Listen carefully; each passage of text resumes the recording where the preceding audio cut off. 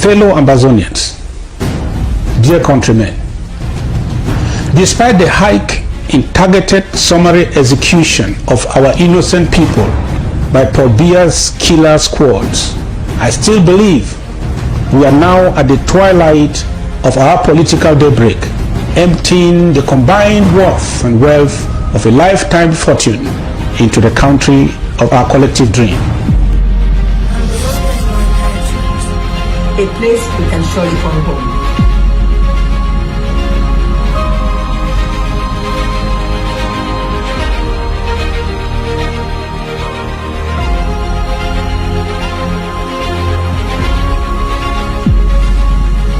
At last, my people, the wind of total liberation is sweeping through Ambazonia, our priceless inheritance.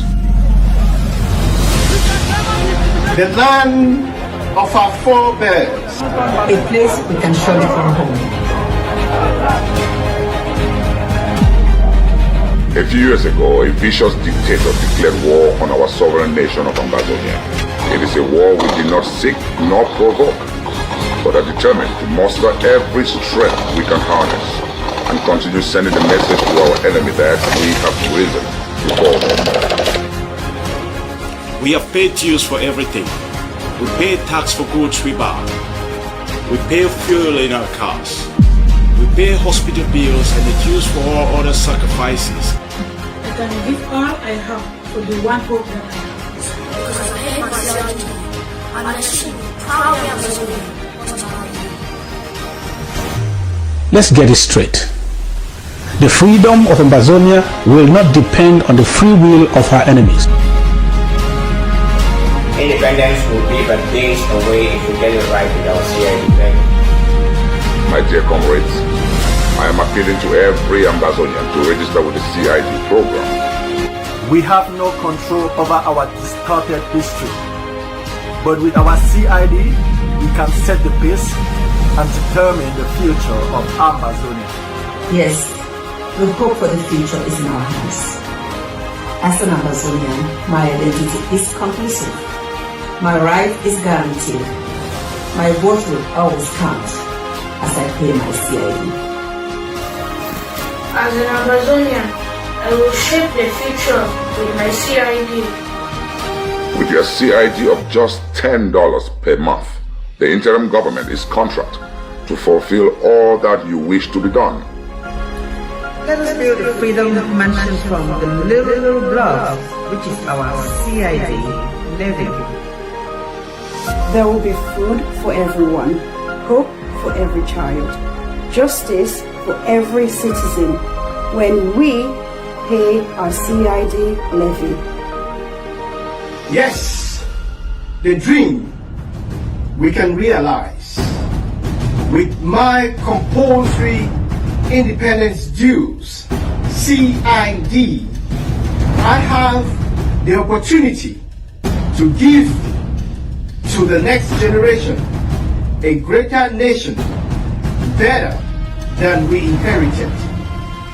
Yes, CID program is freedom made easy, freedom made cheap, freedom for Amazonia now.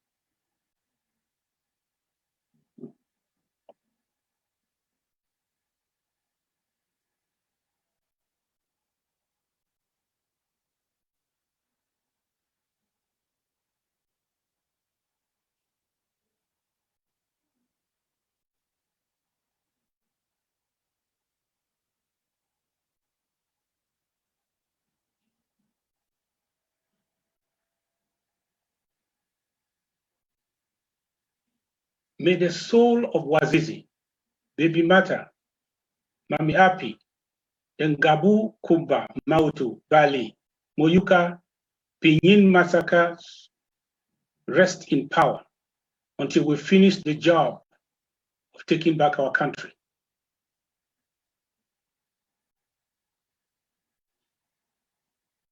fellow Ambazonians, dear Southern Cameroonians.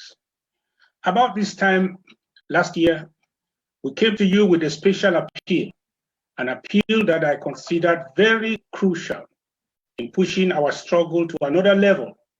That appeal culminated in the formula which we called Amber War Draft, an exercise fully embraced by most of you in every county and local government area of Ambazonia. This year, permit me to label this same strategic exercise as our Amber War Tax. On behalf of the people of Ambazonia, every county and local government in Ambazonia, dead and alive, I want to thank you all from the bottom of my heart, all the thousands of supporters of this strategic endeavor, for the historic success we registered in terms of the huge unprecedented participation and response. Thousands of you stepped out to demonstrate patriotic resolve to save homeland, deprive the warmongers from proclaiming a military victory by supporting our courageous brothers and sisters, sons and daughters, who are putting their lives and families on the line for our freedom. Thank you again, Ambazonia. Thank you for your participation. Thank you for your draft. And most especially, thank you to those who did everything to redeem their 2020 draft. I also redeemed mine in full because I knew that a help not delivered is worse than no help at all. Today, I have come on behalf of all Ambazonians who want to take back our country by every means necessary to launch the award for 2021. But before I get into this properly, as head of the interim government and leader of this liberation movement, I promised you last year that the interim government and all its decentralized tiers owe you reports as per the management of your funds contributed to prosecute the struggle. Some people call it accountability and transparency. That's what it is. The reason why we decentralized in the first place was for the same reason, to increase participation and enhance transparency and accountability without jeopardizing national security. Yes, we are in a revolution where situations demand that we do many things with utmost secrecy, where and when necessary, to guarantee the success of our operations and the safety of our volunteers. However, the interim government will not shy away from the practice of vital tenets of our revolutionary democracy, such as internal accountability and transparency. We want our people to rest assured that management isn't about those in leadership, but about the people.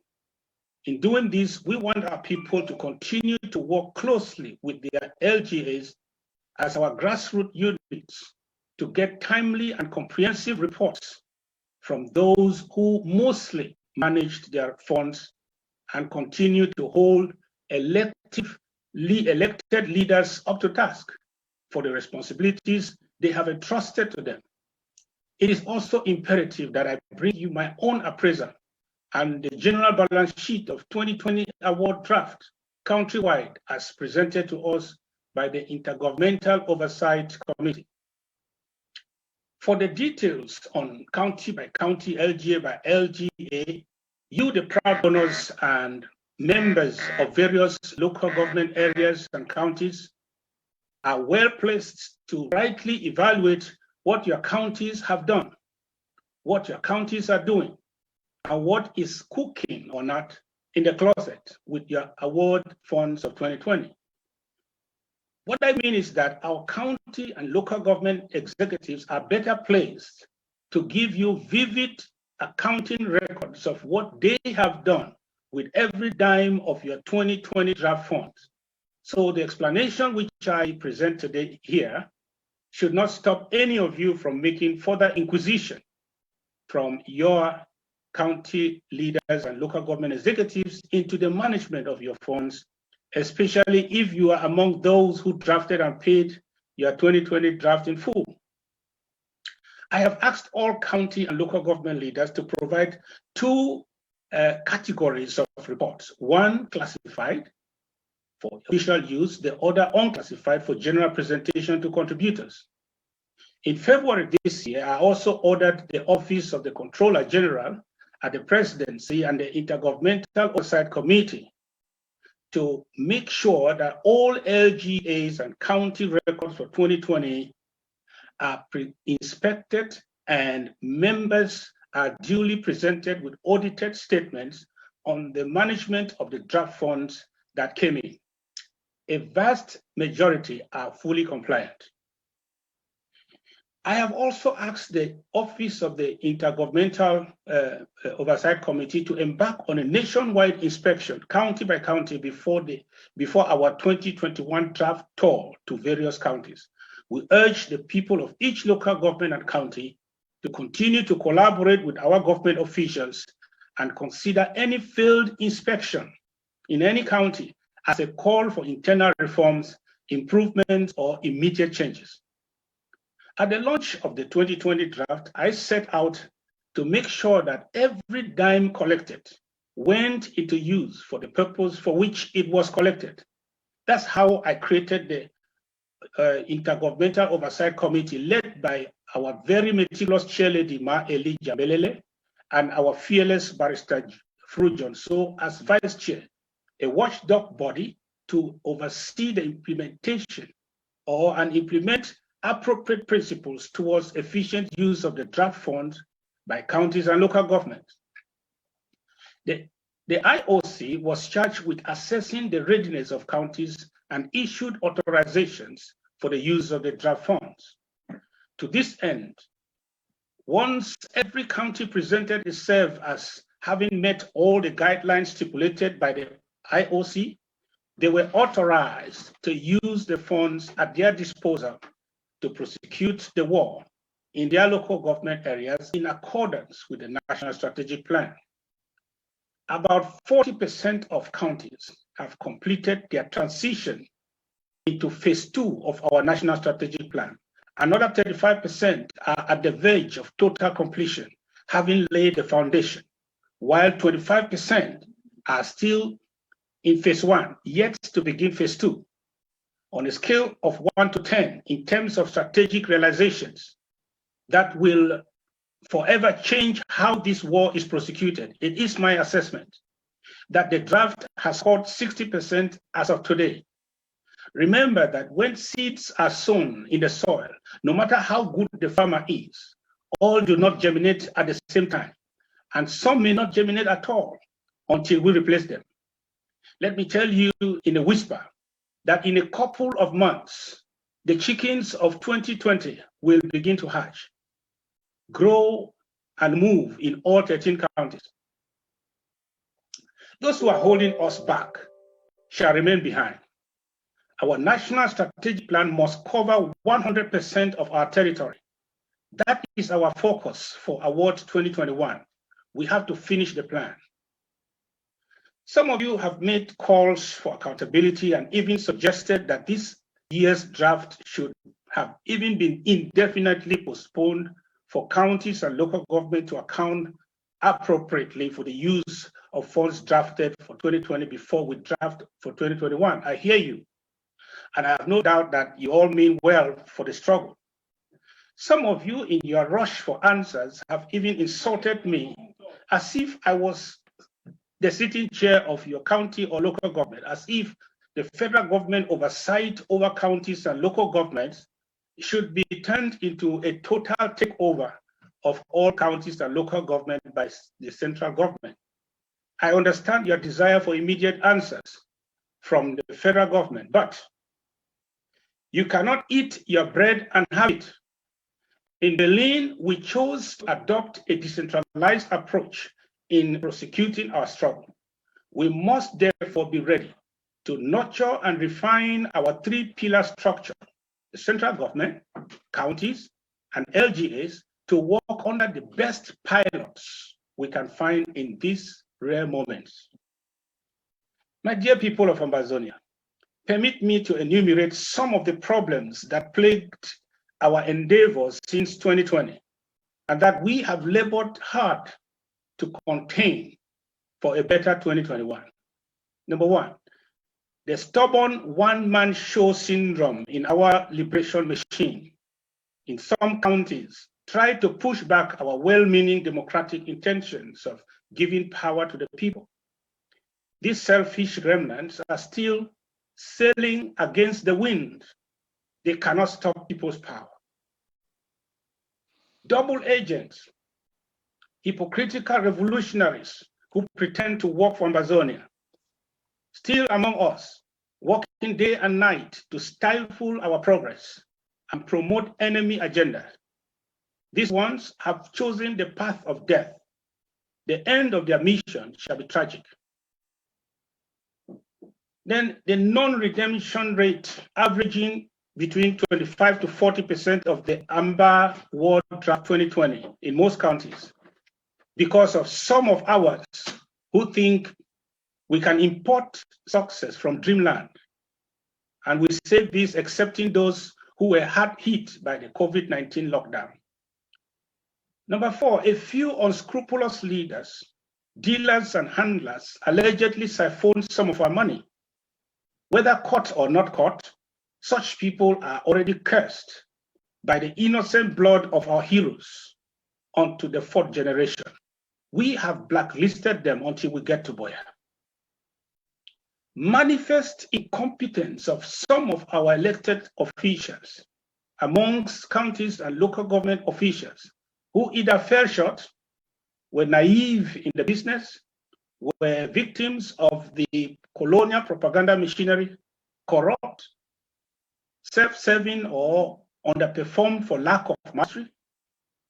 But remember, loyalty, we should remember, is still greater than competence. You have learned your lessons now. If you made mistakes, make them no more. Else, you are not leadership material. Ambazonia shall be a meritocracy, not a mbongocracy. Also, excessive financial controls adopted by some of our over-skeptical executives, resulting sometimes in the non-use of draft resources at their disposal, thereby reducing the pace of our national security plans or games.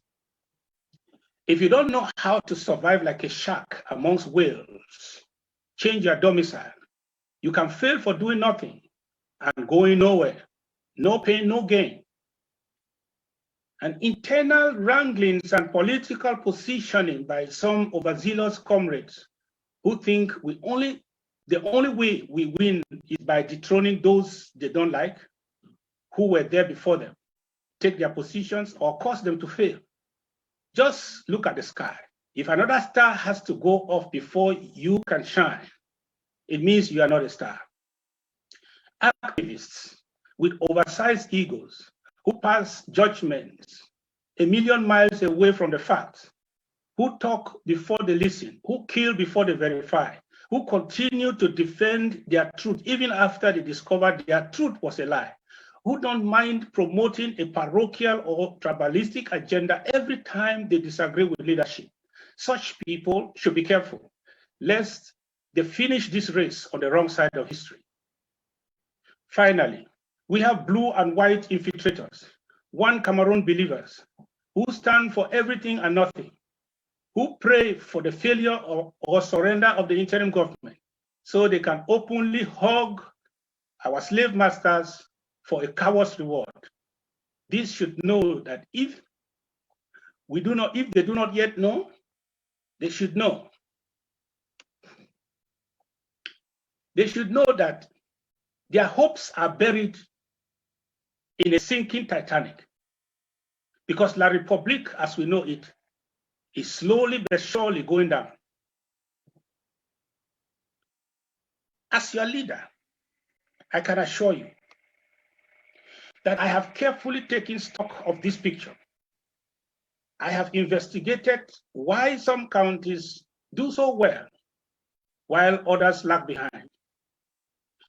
There's room for changes as we work tirelessly to activate every sleeping cell. And take my word to the bank. Fellow Ambazonians, just as the courageous waves of the raging Atlantic Ocean are many that have only one final destination, so is the natural resolve of our valiant forces in your interim government. We have resolved to hit the shores, come rain, come shine. However, in this destiny's assignment to our chosen generation, we have seen many flowers wither in the cool hours of our morning spring. We have seen giants transform into grasshoppers in a contest of egos. We have celebrated outright revolutionary mediocrity, masterminded by certain champions of another era. We have bothered about the stances of brothers more than the caprices of our foes. We are bewildered to see our vanguards of yesterday mysteriously turn into unpatriotic dissemblers, crossing carpets to the other side, so far away into a honeymoon with our killers. Others are masquerading in a python's romance with our revolutionary agenda. But in this expedition, I have learned that it is not unusual for the true revolutionary, if need be, to go all alone. And if by any chance you find yourself surrounded and supported by a crowd of finishers, so be it. In all this, we are resolved to win by pressing on in our march to freedom, knowing that this road is not a joyride, nor a smooth one, knowing that not all that begin a race shall finish it, and recognizing that we did not get to this point by our strength and wisdom alone, but through the invisible hand that predestined our success at this time, charting our course, and picked the foolish ones in this generation to confound our colonial gods in Yaoundé. This freedom is all we must get, and you and I are the price for it. How can we cease fire against our ruthless killers? How can we afford to surrender or drop the ball because of failure and disappointment of others? Overall, when we succeed, who cares how many times we failed? And who cares if we had failed before? What's the other option of not fighting for something to live for? We have lost our country as we knew it. Our towns and they are now a shadow of themselves. Our farms and enterprises have disappeared. Our villages are in ruins. Thousands of our compatriots have been slaughtered or forced to their graves. Countless are languishing in stinky jails. Millions are in subhuman refugee settlements, and thousands of our courageous boys and girls wielding weapons in self-defense for the first time in their lives, mentored only by the mere flames of their instincts and a righteous determination to survive the last hurdle before their freedom. I know we are on a journey of no return. And for some of us, we know our lives will never return to the old normal again. Because even after our sure victory, we will still have to keep these demons outside our borders to avoid the stillbirth of our struggle. Fellow Ambazonians, let no one deceive you. We are making progress in the prosecution of our warfare strategy. We will no longer go after the enemy on a goose chase. We will prosecute this phase of the war on the basis of our strategy. Permit me to answer those who say we should stop here and assess our progress so far in our war effort. First, let me remind you why we are fighting. As guerrillas, we are not fighting to conquer the enemy militarily, because we can't. And they cannot conquer us either. All experts on the Ambazonian War of Independence agree with this assertion. We are fighting to deny La République the military option they have chosen, so we can come to the table, to the negotiation table, as two parties of equal status. Every day you wake up, and you hear bullets and explosives still flying in Ambazonia, it means Ambazonia is winning. It means the war has not ended. And we are effectively denying the enemy the victory they are so desperate to proclaim and have not done for 4 years. Today, we are drafting to up our game until La Republique and her blind supporters agree that the negotiation option is easier and cheaper for them and for us than their military option. The Swiss process is still here, and the UN and the US, the United Nations, Canada, etc., have maintained their endorsement of the Swiss process as the only viable non-military solution to this conflict. Also, our legal pursuit of every and all suspects of war crimes in Ambazonia is very much alive.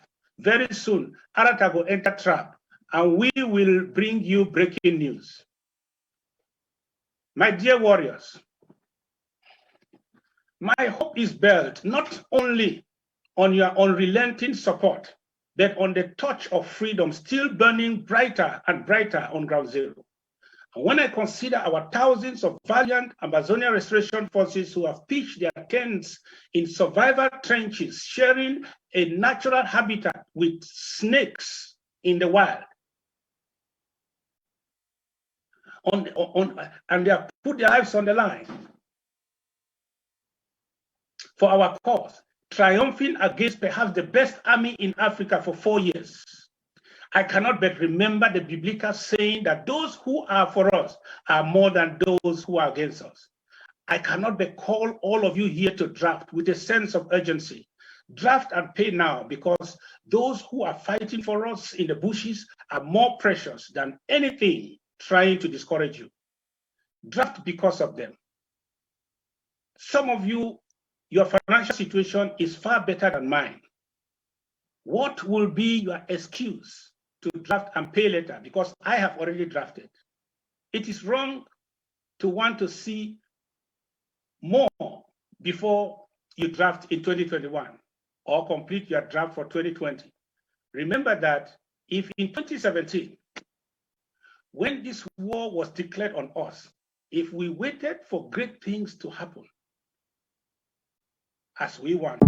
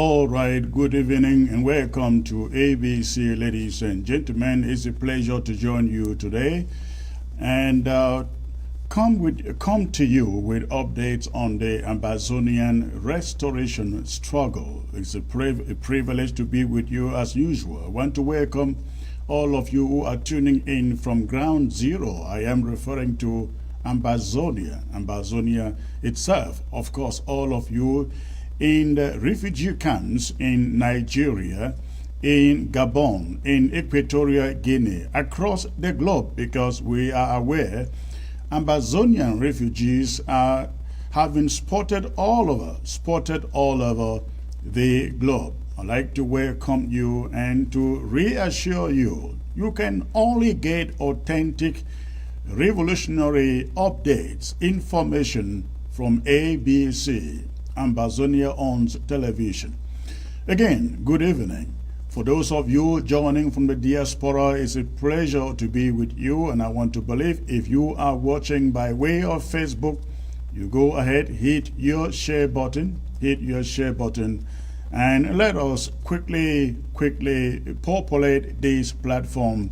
Ladies and gentlemen, please go ahead, hit your share button. We're going to be having a very exciting broadcast today, and I'd love you to go ahead quickly, hit your share button. We're going to be having the President of the Federal Republic of Ambazonia joining me as my key guest for tonight. I'm referring to the one and only President Dr. Samuel Ekomesako.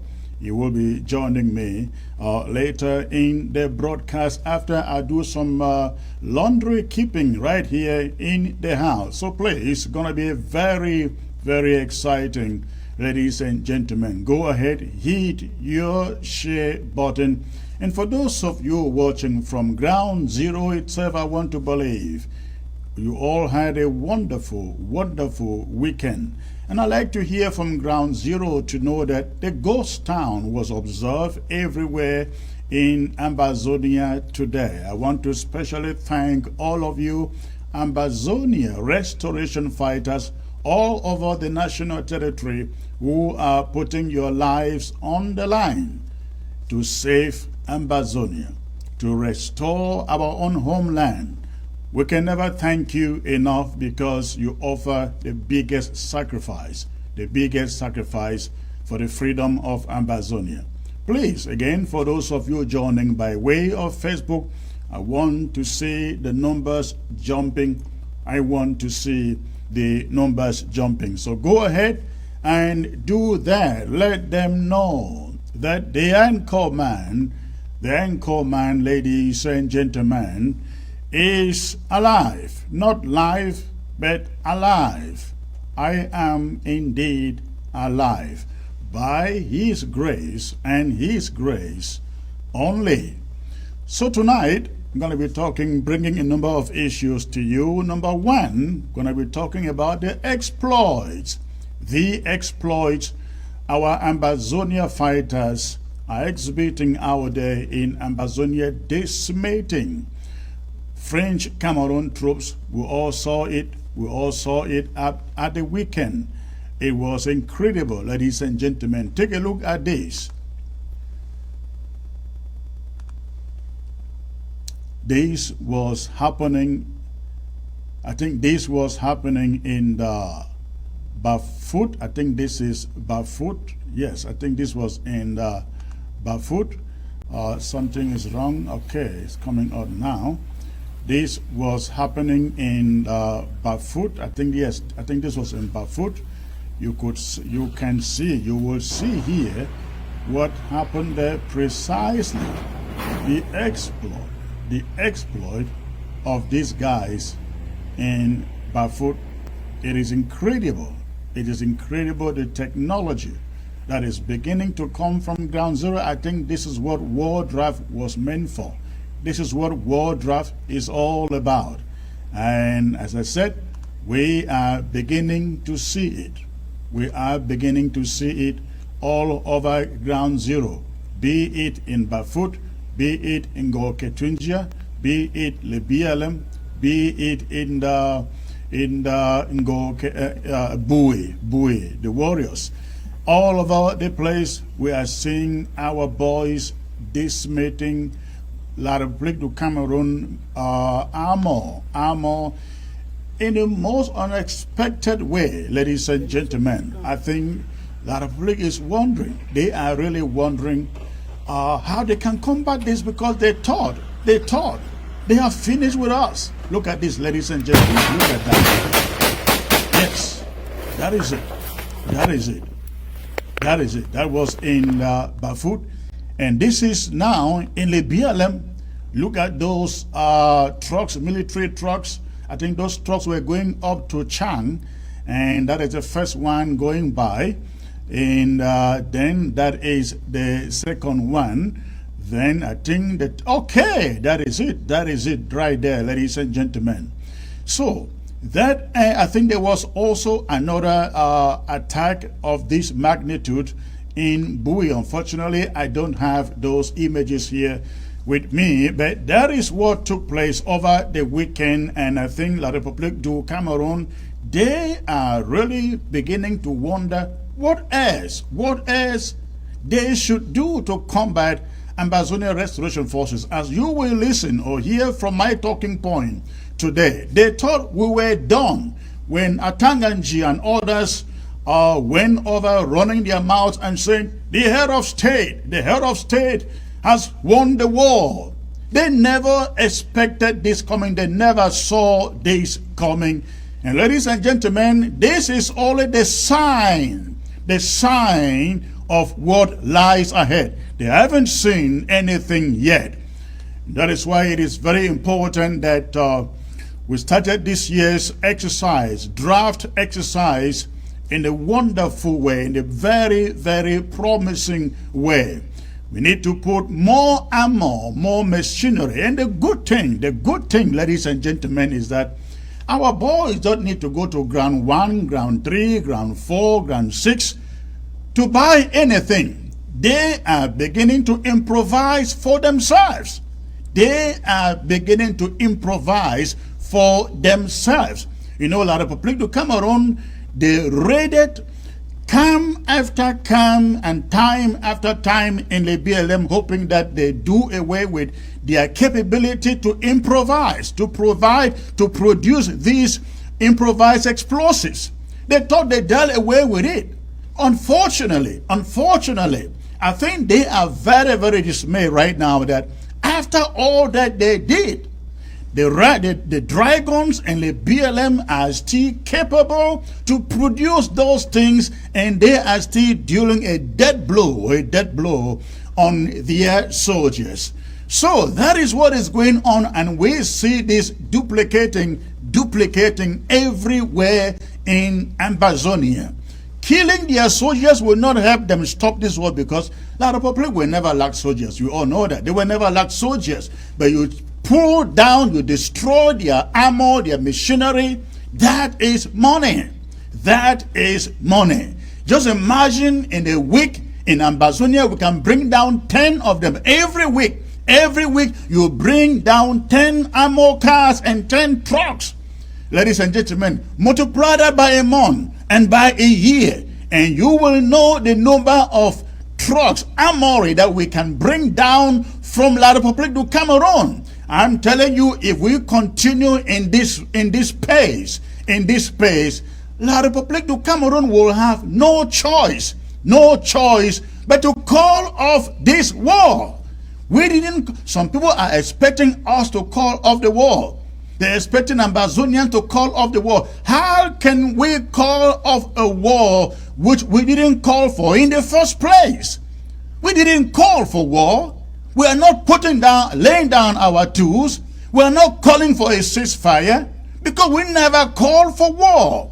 So, the moment La République du Cameroun hit to the advice of people like Dieudonné, what is his name? Dieudonné, who is somebody, the writer, the author in La République du Cameroun. The moment they begin to hit to the advice of such men and women in their territory and pull out their troops from Ambazonia, then we can think about laying down our arms. That is, if they will pull out their arms, their armor, their soldiers, and resort to the negotiation table. Only there and then will we, ladies and gentlemen, pull out or lay down our arms. For now, the war continues. The war continues. Now, quickly before I bring you my talking points, ladies and gentlemen, something happened at the weekend, precisely last Friday at Ngo, Ketunjia. One of the only remaining Ambazonian parastatal in the name of UNVDA in Dub. They call it Open Non-Development Association, something like that. Open Non-Valley Development Association. That one of the last parastatals in the southern Cameroons, ladies and gentlemen, was sold to the Chinese. That was last Friday. Again, that parastatal was sold to the Chinese. UNVDA in Dub was sold to the Chinese. That is what happened at the weekend. I will be bringing in the chairman of Ngo Ketunjia local government, the chairman of Ngo Ketunjia county, to give us a little brief on this. But this is what happened. The La République du Cameroon government officials, they met at Ayaba Hotel last Friday, took breakfast, drove up to Ndop, inspected the parastatal, and then drove down back to Bambili, where the director of the parastatal lives, and they signed the contracts. They signed the contracts with the Chinese government. So the Chinese now officially own UNVDA in Dub, just one of those parastatals belonging to Ambazonia still left. Now this is important because La République continues to do these things. They continue to do trade deals in Ambazonia, a territory they know they do not own and they know they cannot control. They continue to do this, begging for money to prosecute this war. The unfortunate thing for those who are buying and doing trade with La République du Cameroon is it's only a matter of time. If we cannot stop you now, it's only a matter of time until we do so. Until we do so. This should go to the Chinese. The Chinese, you are listening to me, you're listening to us here at the interim government. You are wasting your resources, your financial resources, because you cannot do business in Ndop, in Ngo Ketunjia, in the middle of this war. You are abusing, putting money in the hands of La République du Cameroon to kill Ambazonians. And you think you can come to Ambazonia and do business, conduct business as usual? That is not going to happen, ladies and gentlemen. It is not going to happen. I am joined by the chairman for Ngo Ketunjia, Comrade Frank. It's a pleasure to have you, sir. Thank you, Secretary Chris. Now, this is a very critical issue here, as I just stated. La République du Cameroon continue to do conduct trade deals with foreign countries, including the Chinese, in our territory. The latest one is that of UNVDA in Dub, where they sold to the Chinese. Tell us what you know, sir. Thank you, Secretary Chris, for granting me this opportunity. Fellow Ambazonians, all ABC fans, accept revolutionary greetings from the chairman of Ngo Ketunjia County. Secretary Chris, sometime last week, the county was notified that a delegation will be leaving Yaoundé, a high-power delegation from the presidency, including the Minister of Agriculture for the colonial regime in Cameroon.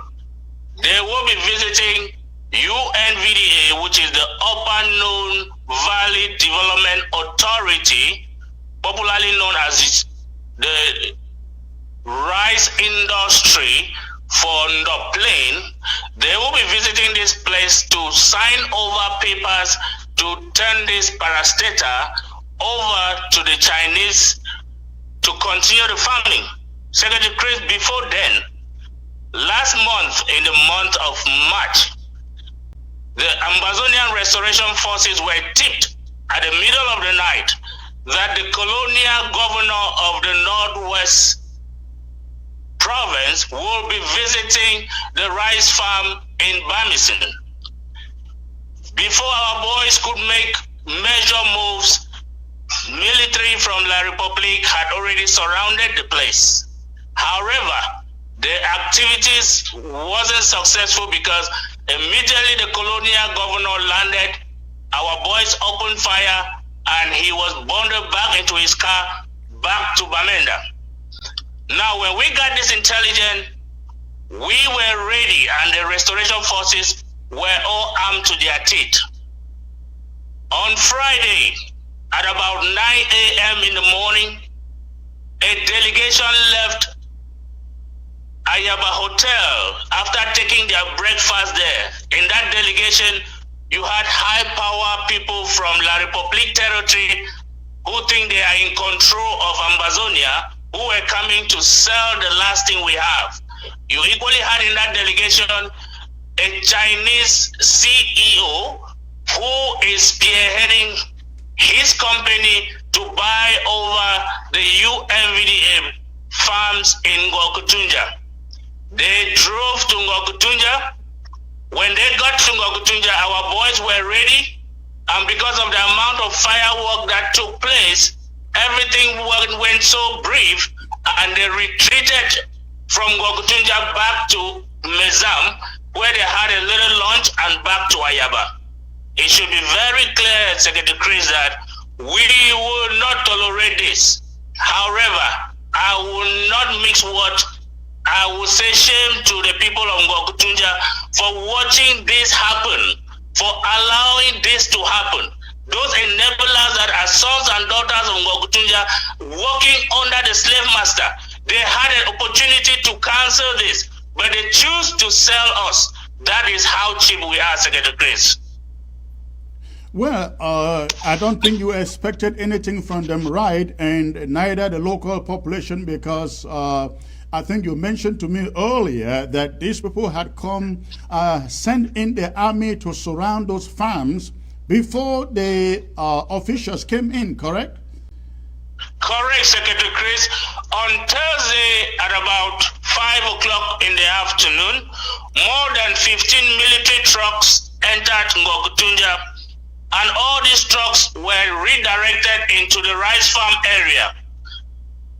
Farmers that were at farm that late that evening did indicate that they saw enough military personnel from La Republique guarding the farm. And that is how they planted military from Sabga all the way into the rice farm in Bamison, where the colonial regime delegation convoy came through into the farm, out of the farm to the UNVDA premises. Remember, UNVDA has the highest military barrack as we speak right now. They had fortified, they have more than 200 military personnel stationed there. So that area is equally a very tight area for us to penetrate. But our boys were able to intercept them in between the line and send a message.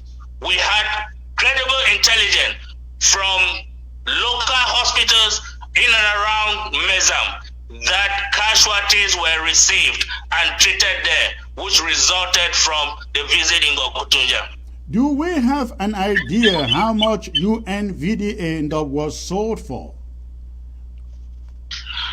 Secretary Chris, I wouldn't throw out a figure here, but just going by how much rice we produce, if you're talking of anything less than $1 trillion million francs CFA, I would say it's a lie, because UNVDA covers the whole of Ngokutunja plus part of Bui. in terms of rice farming. In the Bui area, we have the area called the Wasiri area, which is a swampy area that is linked to Bangolang, that is linked to Bambalang, that is linked to Bafanji. All this area has swamps that are being cultivated, in addition to the main plots that are in Bamisin, Bamali, and Bamunka. These are farms that are thousands of hectares, and farmers, I myself, I am who I am today because I was a rice farmer. I paid my tuition to go to school from cultivating rice all through my life. So that is an asset that we cannot even quantify how much it is, because we move from generation to generation. Our great-grandparents worked in this rice farm. They gave it to our parents, who gave it to us, who are supposed to pass this to our children. But unfortunately, Senator Chris, it has come to an end because the regime of La Republique have finally sold this. We will now be working as slaves to a Chinese corporation when we all know Ndob rice cannot even be compared with Chinese rice. The quality of Ndob rice is something that when you eat it, the perfume that comes out of it, you will never compare that with Chinese rice. So Chinese is coming in because they know what it's worth. That's why I won't even put any amount on this. But whatever La Republique has taken from the Chinese people, we are sending a message that hate will rule until Ambazonia is free and our rice farm will be taken back. Now tell us, why would La République du Cameroon be selling UNVDA in Dog? Now, is it that UNVDA was no longer making profit or what? No, Secretary Chris, UNVDA has been making a lot of profit.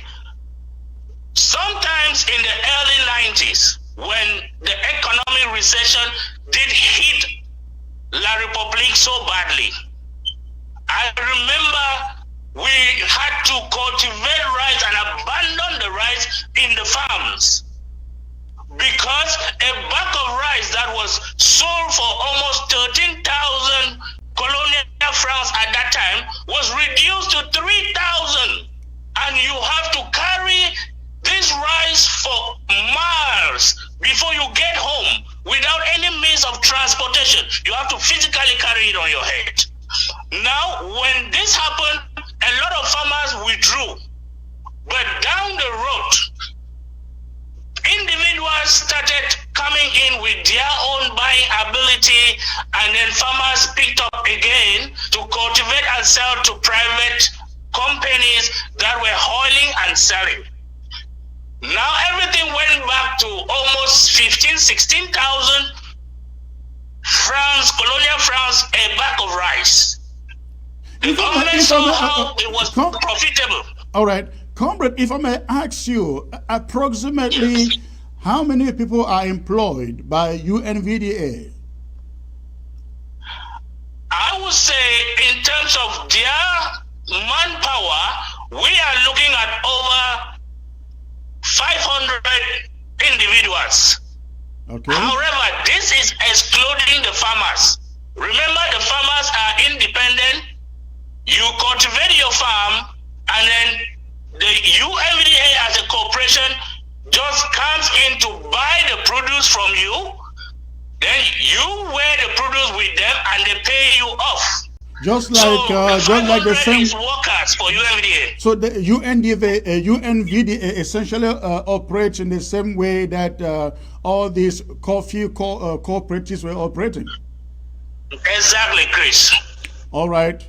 Listen, thank you. We'd like you to stay on the story. We will get back to it in the coming weeks. Stay on it and let's know what is going on, sir. Thank you, Secretary Chris. Let me give this last message to the people of Ambazonia, and most especially to the people of Mokutunja. We cannot afford to lose this war. We have just launched the 2021 draft, and everything looks perfect. People of Ngokutunja, people of Ambazonia, we need your support. Our restoration forces are able to defend our territory. Please, your support is what we need to make things happen and to win this victory.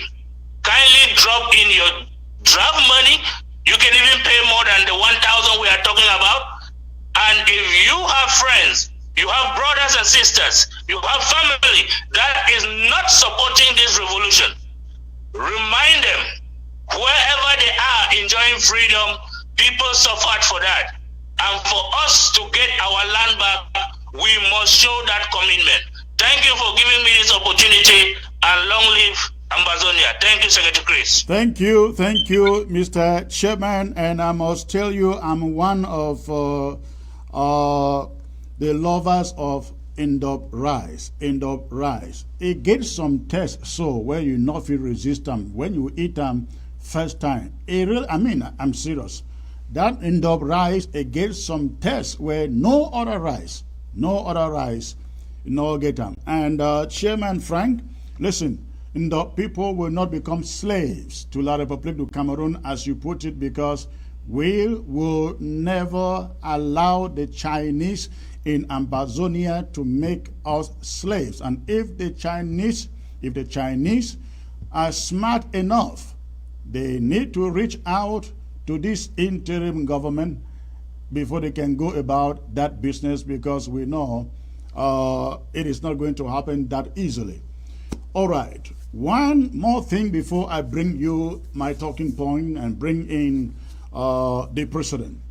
We have also learned that the SDO for Meme, Mr. Ndong Chabalin, I'm referring to, of course, the Colonial SDO for Meme, Ndong Chabalin, has ordered his taxation department to go around the shops in Kumba to seal them down.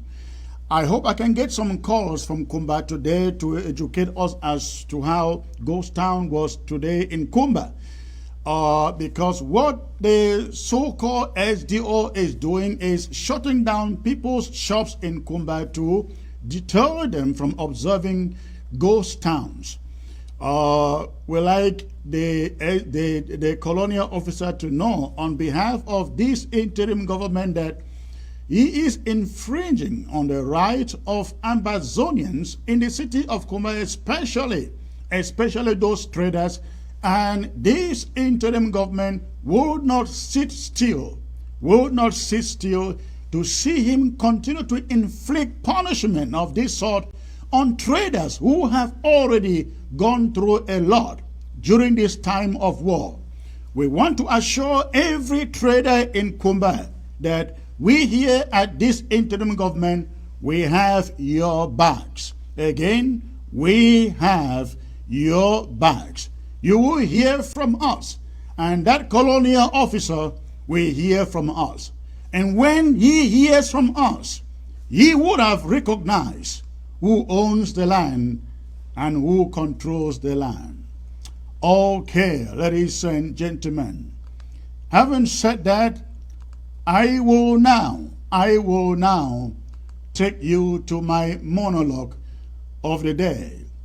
And after the monologue, I will bring in the president of Ambazonia, the president of Ambazonia, Dr. Samuel Ekome Sako, to join me for a very, very special discussion on what lies ahead,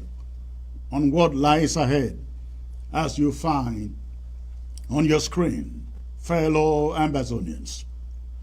The stakes of a restoration struggle cannot be any higher than they are now.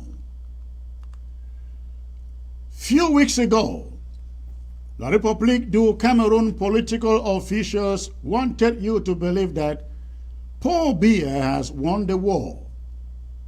The two Pauls of La République du Cameroon, Atanganji and Tassong, took to the media proclaiming victory and asking our fighters to quickly surrender and lay down their arms. Paul Tarsong actually took to the media, giving Field Marshal opportunity to reach him by phone to surrender. In Indab, they made frantic search to kill or arrest General No Pity to no avail. Why they made the rounds? With their piece of propaganda, they rushed reconstruction equipment into Bamenda in a spirited effort to portray the world, to portray to the world that indeed Paul Biya has won the war. The president has won the war, and that reconstruction is on the way. As I come to you today, everything has now come under a standstill. There are indeed no signs anywhere that the war is near being won, not by La République du Cameroon. If anyone is winning, it is indeed the Ambazonian side.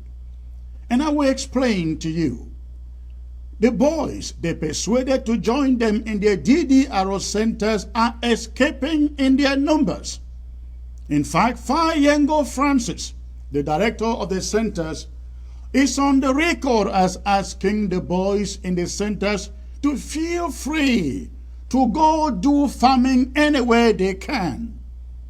They are not letting the boys go because they really want them to go have their freedom. No, not at all. The fact is that La République is running out of money to sustain such concentration camps. Secondly, at the time they thought they have killed or dispersed almost all of the Ambazonian restoration fighters, they are waking up each day to witness even greater assault to their military and armor more than ever before. The French Cameroon army is being bombarded and assaulted at terrific energy all over Ambazonia, with more sophistication and with dire consequences. They are coming under more frequent assault in Fako, in Mezam, in Manu, in Goketunja, the BLM and Bui. This time, unlike before, the Ambazonian fighters are getting more sophisticated, striking La République convoys with surgical precision, and more so, getting it live on cameras. Red Dragon fighters in the BLM, which Paul Tarsong and the Cameroon military had boasted of killing and dispersing, have proven invincibility, and as never before have proven Paul Tarsong wrong by continuing to pound on the Cameroon army. In fact, the BLM has a very important development and an announcement that I shall be bringing to you before this week runs out. We saw the cases in Bafut, Bui, and the BLM at the weekend. Of course, Boyo too has been on course. Donga Mantung is also on course. La République du Cameroon will never tell you the level of casualties they sustained this weekend. But we have no doubt that they were a lot and that they are licking their wounds today. The kind of ambushes witnessed in Bafut, in Bui, and the BLM, I must tell you, change the level of this war for good. And these are always signs of what lies ahead as the Ambazonian fighters perfect their skills and technology. We salute all of our brave soldiers in these counties. But besides these, the interim government is taking measures to maintain the closure of all major roads that enter La République du Cameroon from Ambazonia. It was never to our advantage that going to Boya or to Kumba, Victoria, from Bamenda, and vice versa, that we should have to go through La République du Cameroon, whereas it is shorter and faster leaving Bamenda and traveling by way of Mamfe to these same locations. It was a colonial annexationist policy that meant to make us subordinate to their regions. A Mamfe Road 2 is coming under the direct control and supervision of Ambazonian restoration fighters. When need be, Kumba Boya Road will be shut down. Tiko Douala will be shut down too, again, when need be.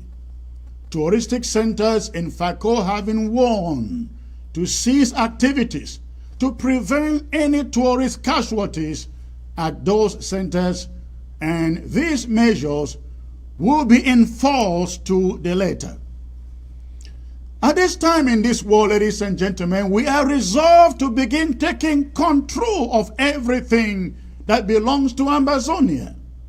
Going forward, we will see the counties and the local government areas increasingly asserting more and more authority and control in the communities as our restoration fighters get firmer grip over those communities. The interim government calls on you in the community to cooperate with our fighters. This war isn't a joke. It is not ending tomorrow, and it is not going to end anytime without us recovering our country from the grip of La République du Cameroon. Fellow Ambazonians, we are not losing. We are not losing. The President and Cabinet are spending sleepless nights on strategy because of the uncertainty of the things. Sometimes some of the strategy work, sometimes they fail.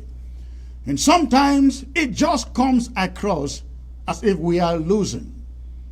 Things, they look slow. Future looks uncertain. And even fatigue weighs in too. We all should anticipate this all the time, all the time.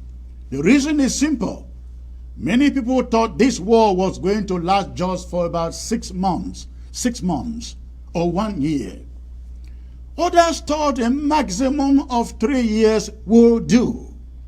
Many others never really anticipated the attendant consequences, like the killings, the razing down of whole towns and villages, the abductions, the refugee population, and the internally displaced magnitude. The economic consequences too were never figured in. These are all the unforeseens that people embrace this war without figuring them out. They have taken a toll, again a toll, on all of us, on many of our people, and many are getting the feel of surrender. But how can we surrender in the midst of such great calamity that La République has brought to bear upon us? We cannot surrender. It is okay to feel fatigue, but it isn't okay to even suggest that we surrender. The evidence points to us prevailing over La République du Cameroon. We have absolutely no clock set against us, ladies and gentlemen. We have no timeline with which we must win the war. It is La République that has a timeline. They are the ones who have to figure out how long they can continue fighting, how long they are capable to continue paying for the war, how long they can continue to substitute other economic interests to fund the war. It is their burden. It is their burden. It is not ours. We are determined here at the interim government to see Ambazonia freed. We see that Ambazonians all over the world are determined too. This is evident from the launch of the 2021 war draft yesterday, where Ambazonians from across the diaspora came together and raise over $250,000 to continue to prosecute the war. In the weeks and months ahead, counties will take their turns for the draft to prove our opponents wrong, that we are out of the game. We are not out of the game.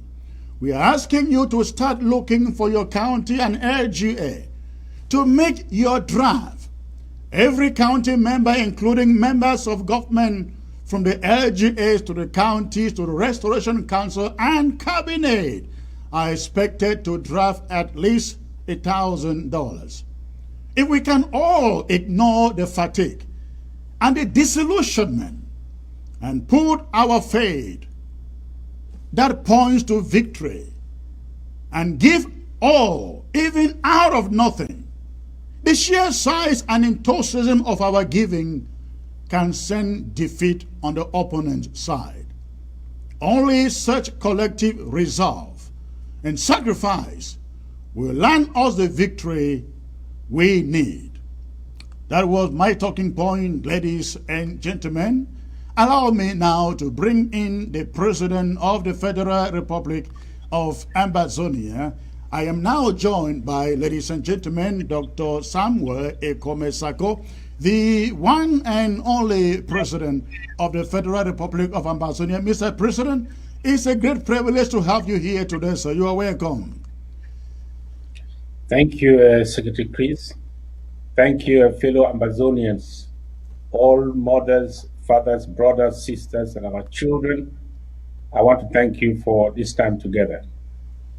All right, that is wonderful. It was a great outing yesterday, talking about the launch of 2021 Amber War Draft. Amber War Draft. I think we raised much more than what we had last year at the launch. What is your feeling about that, Mr. President? You know, I want to thank the Ambazonian people.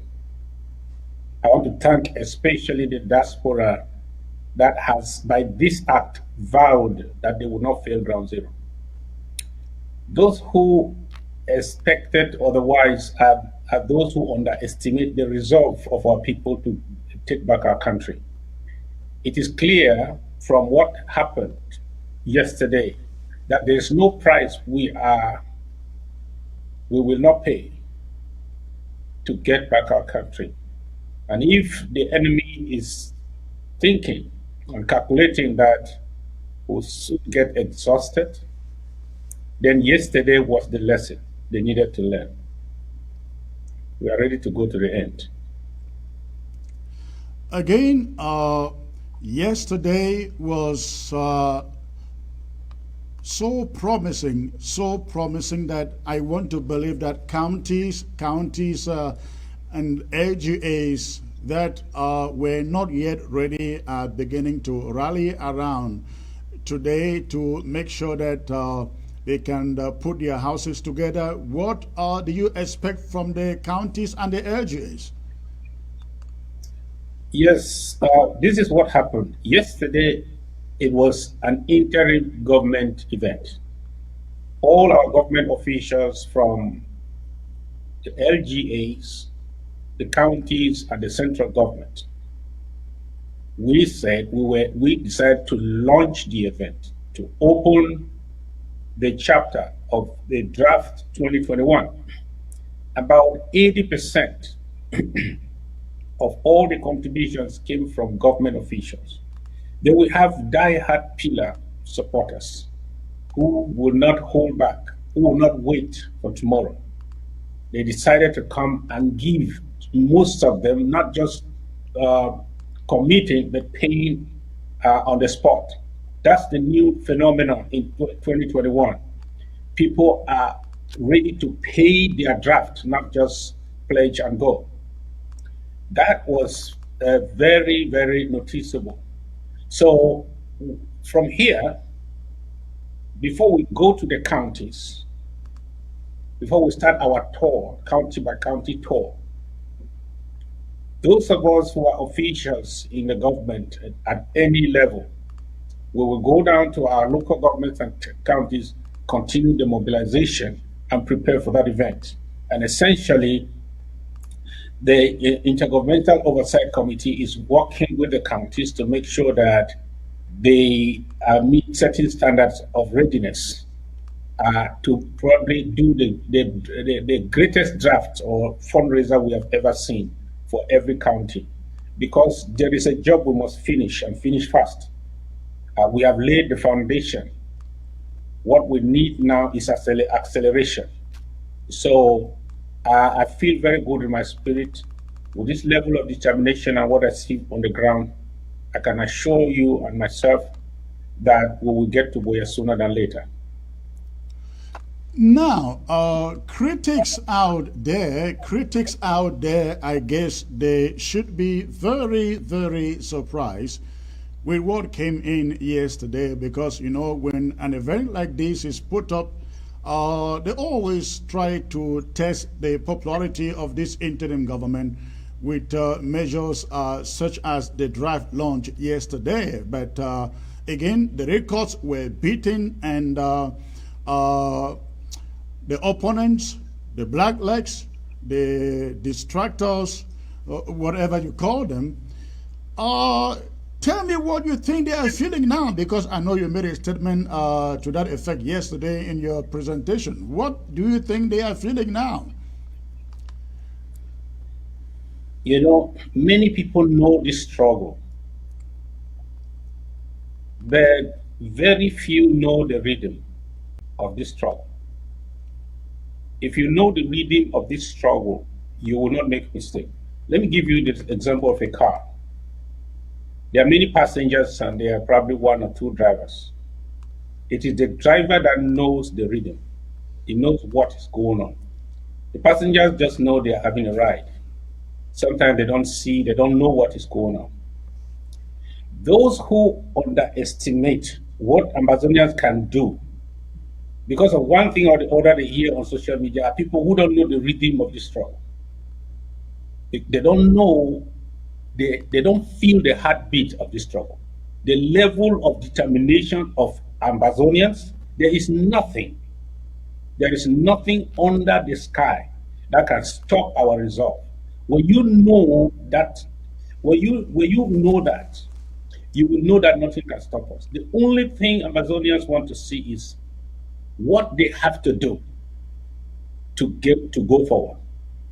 And there's nothing that will stop us on our track. There's nothing that will slow us down. Ambazonians just want to know what to do to inch forward, because we are going forward and forever. So when I understand that, and that's why I don't buy those kind of side talks, because I know that our determination to succeed supersedes any other distraction and any human being and any factor we may find. Those things are two things that are always secondary when it comes to the will and determination of the Ambazonians to succeed.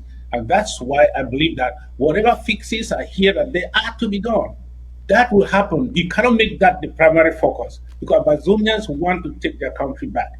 And many people out there, they don't understand the rhythm of this struggle. So they keep on missing it when it comes to the Ambazonian the people and their determination. I know it. There are those proud to the event of yesterday continue to suggest, oh, not enough firepower on the ground. We are not seeing it from the previous draft. Do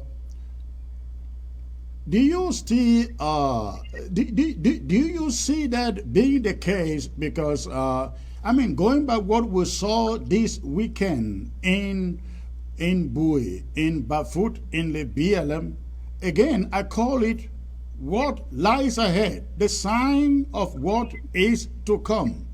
Should we, Ambazonians, see this, begin to see this on a very regular basis now? Yes. Last time when I was on this television, I told Ambazonians that.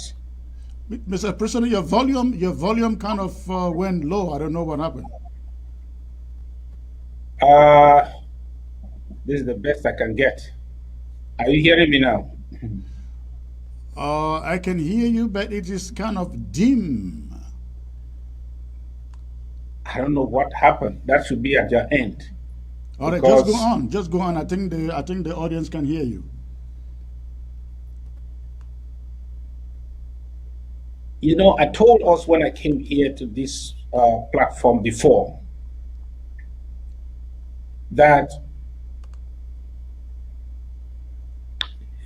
this revolution is also, or this liberation war, it's also an evolution.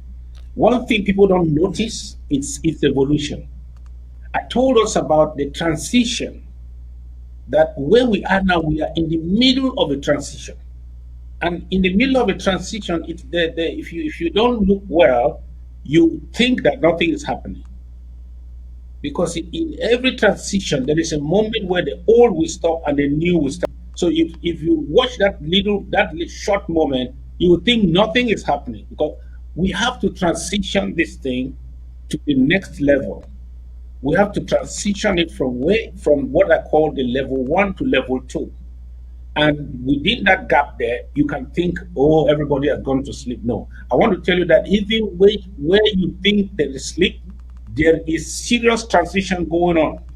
And what we are seeing today is just a sign of successful transition. And the next thing I can assure Ambazonia is acceleration. When you are fully transitioned, then you accelerate. You cannot transition and accelerate at the same time. When a car is moving, they want to change gears. By the time they are changing gear, it's like the car is about to stop. And you might think that, oh, this car is stopping. But meanwhile, the car is actually accelerating. That's what is happening. What we are seeing now is a complete transition, which we need to now accelerate. In other words, proliferate, cover the whole of Ambazonia. 2021 for me is a determinant year. I believe that whatever you have seen today, and that's what I said last time, whatever you have seen today that you like, multiply it by several times, and then proliferate that across Ambazonia. That's our determination. Wow. That's great.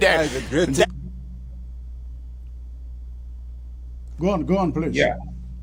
Yeah. So that is what we will make sure that there is complete. We complete the process of transition from level 1 to level 2 all across Ambazonia, then accelerate. That means multiply this process in many folds all across Ambazonia. That is what is happening. No cell is sleeping, because we have engaged to move from one level to the next level. And Amazonians, you will like what you see if by then La Republic has not already called a truce and met us on the table of negotiation. All right. I cannot get you here good enough, but I see the audience saying they can hear you clearly. Maybe it is at my own end, but that is okay. We can go on, move on with that. Now, people will ask, you are out there raising money. What is the vision? What do you have? I know that it's not something you put out there, but you can have a way of putting to the people, this is why we need these funds, especially when you consider that funds for 2020 are still coming in, and some counties and LGAs are also still trying to figure out how to deploy what they raised last year. What is the vision, Mr. President? Why should Ambazonians, every county, LGA, be planning now to go out and drive in the weeks ahead? Yes, well, we have to change the direction and change the speed. So those are the two things. That's why I say we have some people are in the process of changing direction. And those who have already changed the direction will need to change the speed. I want to say that it's our speed that will determine how soon we arrive. I will keep on using my parables to say what I say, because I cannot give any details. I tell you that what we have already resolved to do, with a clear plan and strategy is to transition, to change direction. When we change the direction, we accelerate.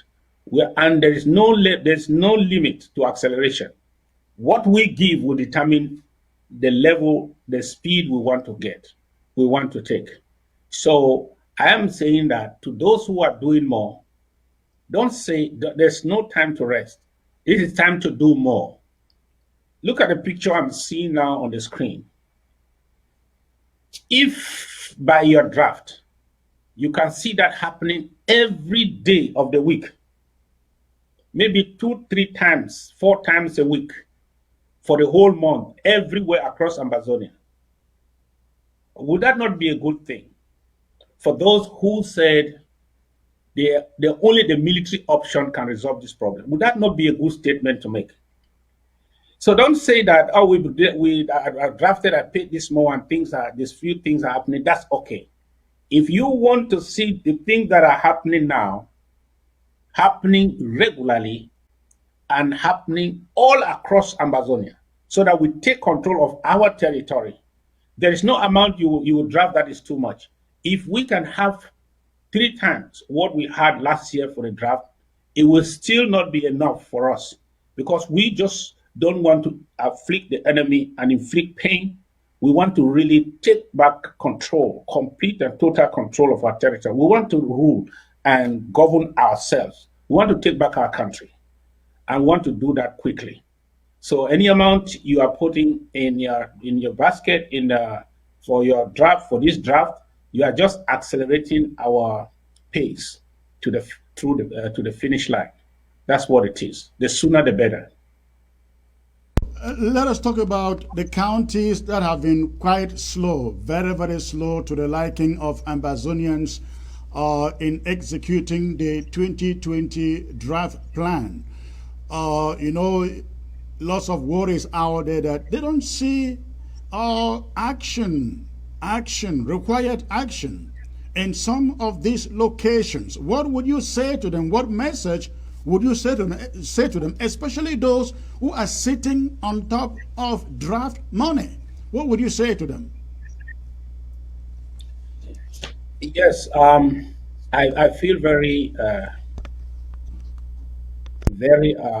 bad for us to get to, for any county or local government that has money and we know what to do, not that we don't know what to do, because there is a strategy in our hands, in the hands of the executives, or at least the defense council in every local government and county to know what to do.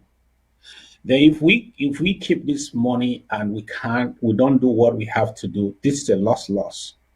This is enabling the enemy to accelerate and to win the war. While the war strike is a sit-down strike. You come to work, but you don't do anything. You see, it's better you are not there and somebody else is doing the job. And that's why yesterday I tried to advise. I said, if you are too careful, you will make mistakes for being too careful, because you will miss opportunities. This job of leadership sometimes it also involves risk taking, because anytime you sign your signature on something, you are depending on the success of that thing. Sometimes you don't know how it will fare, how successful that thing will go. But that's why you are there. For me, I don't care, because my intentions are right. And I try to make sure that I judge the issue, I weigh the pros and the cons, and I make a decision. You must make a decision. Not making a decision is not leadership.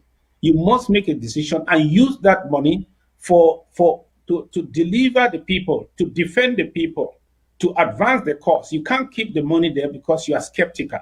For how long? The enemy, when you are at war, it's a 50-50. Sometimes you plan and do your best, but there are other factors, because the enemy is not also sleeping or crossing his hands.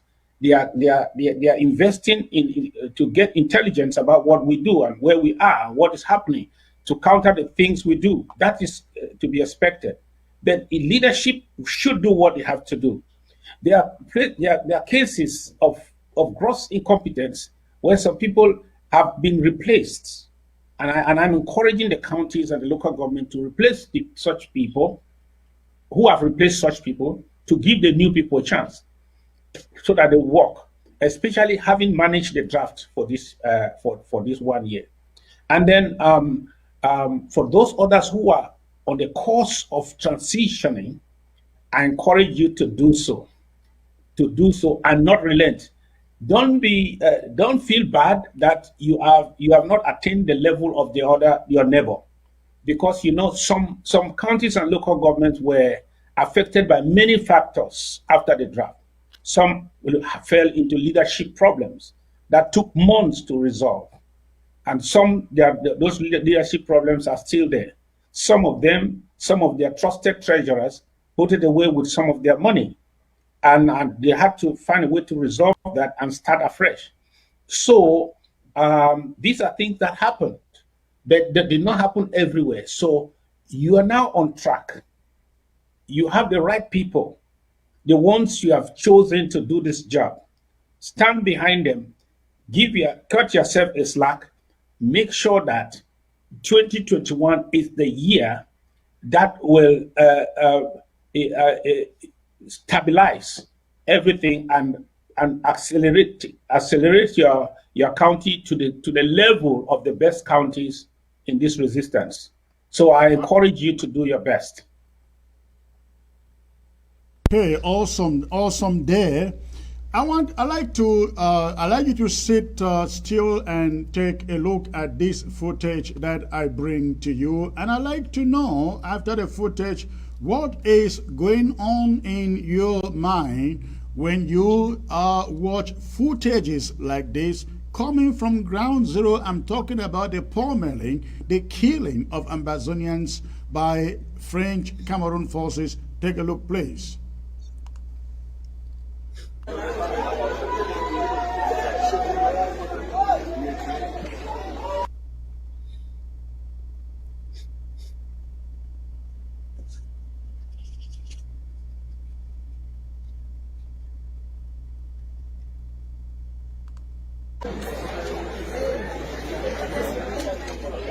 This is a nearby bar where it actually happened.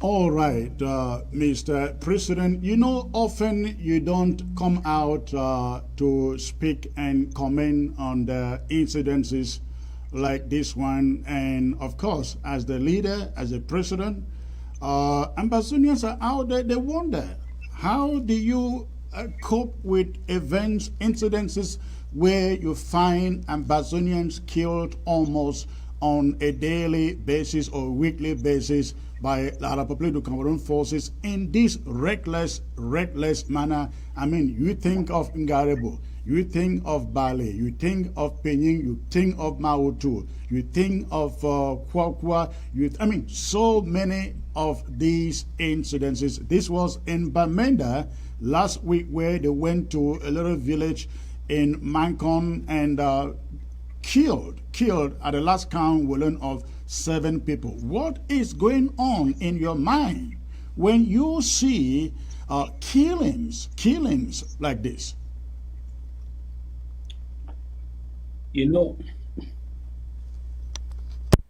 these killings have been going on even from independence. Throughout every attempt we have made to be heard, to demand our rights, these killings have been going on. The only difference is that now we can see some of them on camera. The only difference is now that now they are reported. But there are more killings have happened unreported than the ones we have. My tears have turned to rage. I don't think I have any more tears. Because for example, after September 22nd in 2017, people were arrested in their numbers and just disappeared till today. Those ones, I don't know where they were executed and just dumped somewhere. History knows. One day archaeologists will help us to know where they are. So a lot has happened without the cameras, outside cameras. Now these ones are just the tip of the iceberg, because we are able to see some record. Some courageous guy came here with his phone that was able to register these few images that we have and we parade that this is. They have killed numerous, uncountable. There are people who have been picked from prison and gone summarily executed, from jail summarily executed, rounded up in families, summarily executed in bushes. This is the La Republic that some people are saying that we can still have some kind of understanding and belong to the same country. These people, do they have heart? Are they humans? Yeah, I'm not talking about the ones who are doing this. I mean, those who say that the perpetrators of this act, the killers of these, our thousands, we can still find a way to just make arrangements and we'll still belong to the same country. Are you human or you are also a monster? Because this is impossible. When I see these things every day, I just shake my head and I renew my resolve, and I tell myself I was not wrong from the beginning, and I am not wrong now, and I will not be wrong tomorrow. Ambazonia is gone. We will never be one country again under any kind of arrangement with criminals, with bloodsuckers, with a regime that has no respect for human life, with people that even have no respect for human life, and they support those who are doing things like this. These are their brothers doing things like this. They support them, and they say somehow we will still have one country. Let the international community hear this. That is not going to happen, because it will not bring healing. It will just change the face of the war.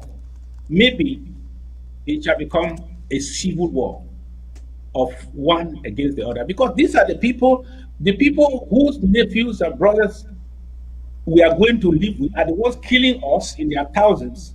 Then you tell us that, no, let's just live together. That's not going to happen. These kind of things, they just dry off the tears from my eyes and tell myself that I am correct. Dead or alive, I am correct. We can never live with these people. Never.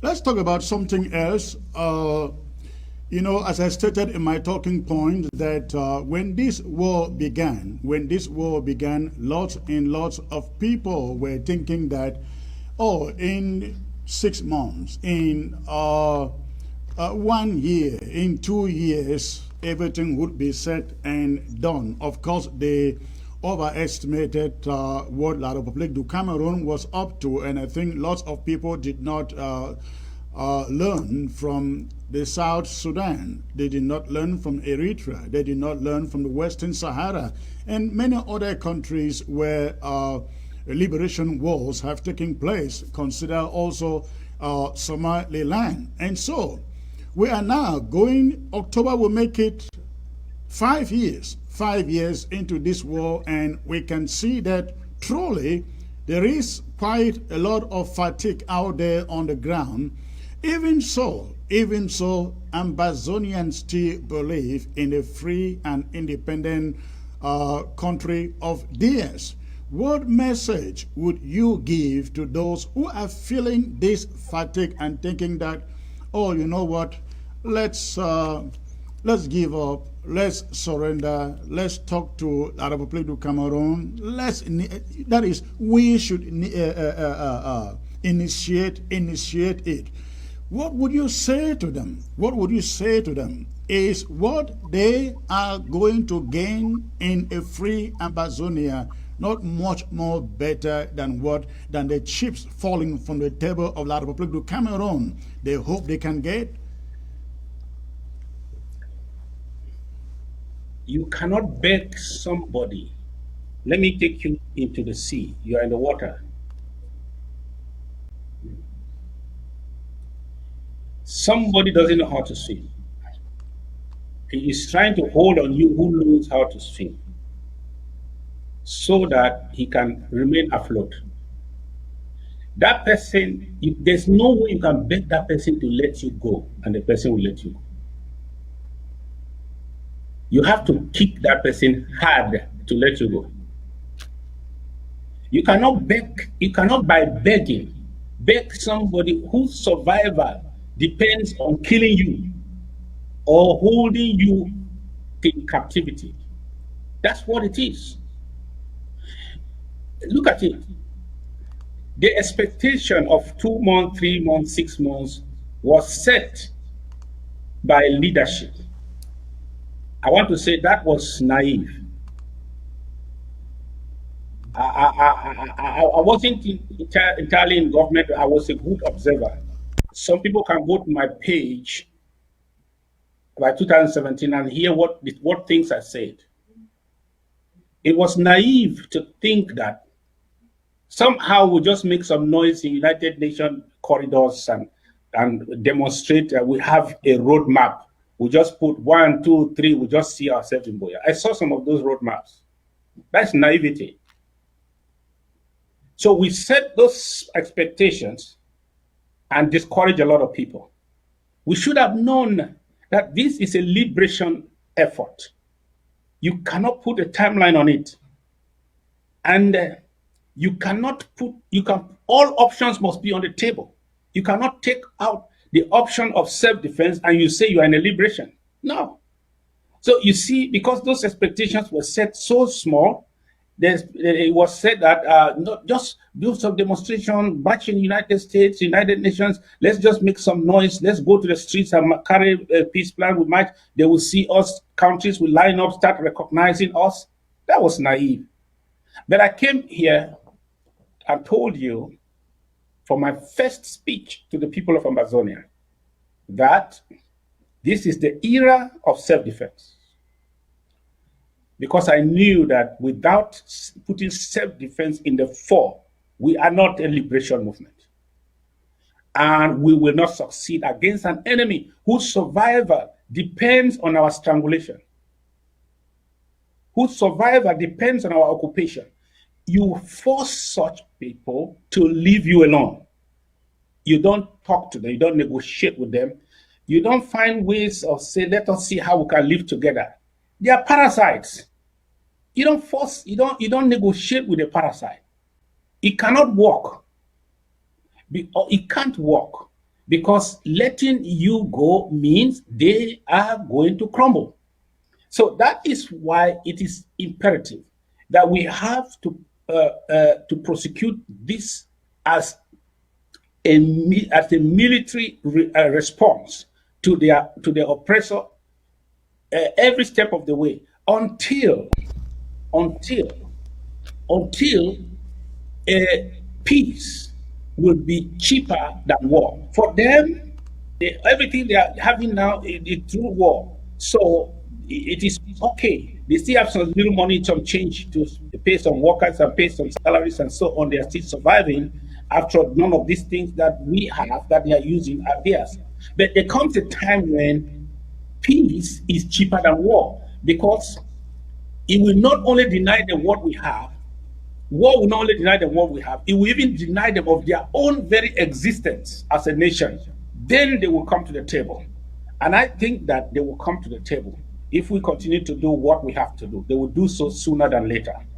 And it shall be that they have to weigh the pros and the cons. As far as they are making some surpluses, prefer the war option because they want what we have. But when they discover that the war option is not only depriving them of what we have, but is also denying them of their own existence as a nation, they will come to the table. I told you last time, and I will tell you again without blinking, they will meet us on the table. What do you think of these DDR centers? You will recall that they were put up to cohese our fighters in different locations in Savannah zone, in the mountain zone, and I mean all over the place to cohese them to surrender. A few surrender, and those who surrender are now saying, La Republic, you are not giving us what you promised us. What would you say, Mr. President? Would you allow them to then leave and go back, join the forces? This so-called DDR was not a DDR. I worked in a war zone before. I know what DDR is. It is not a DDR, but instead it was a La Republic war strategy, not DDR. Because even the United Nations don't believe that a DDR is set up in the middle of war. Every expert in the domain will tell you the DDR cannot be set up in the middle of war. So that was a military, La Republic military strategy to infiltrate, to get some of our people, cajole them by whatever means, bring them and exploit them, get them, use them for intelligence against us. That is all. But you know, La Republic was trying to tack it a civil war, correct? Yes, of course. They have even said that we are terrorists. I don't think that have they even given us the elevated status of fighters or independent fighters. They call us terrorists. That's what they call us, and we too say they are state terrorists. So these people, they deceived all these people. They are in reality, these are prisoners. They are war prisoners. They are not DDR. Because as far as the war is going on, those people that you capture, voluntarily or involuntarily, are war captives.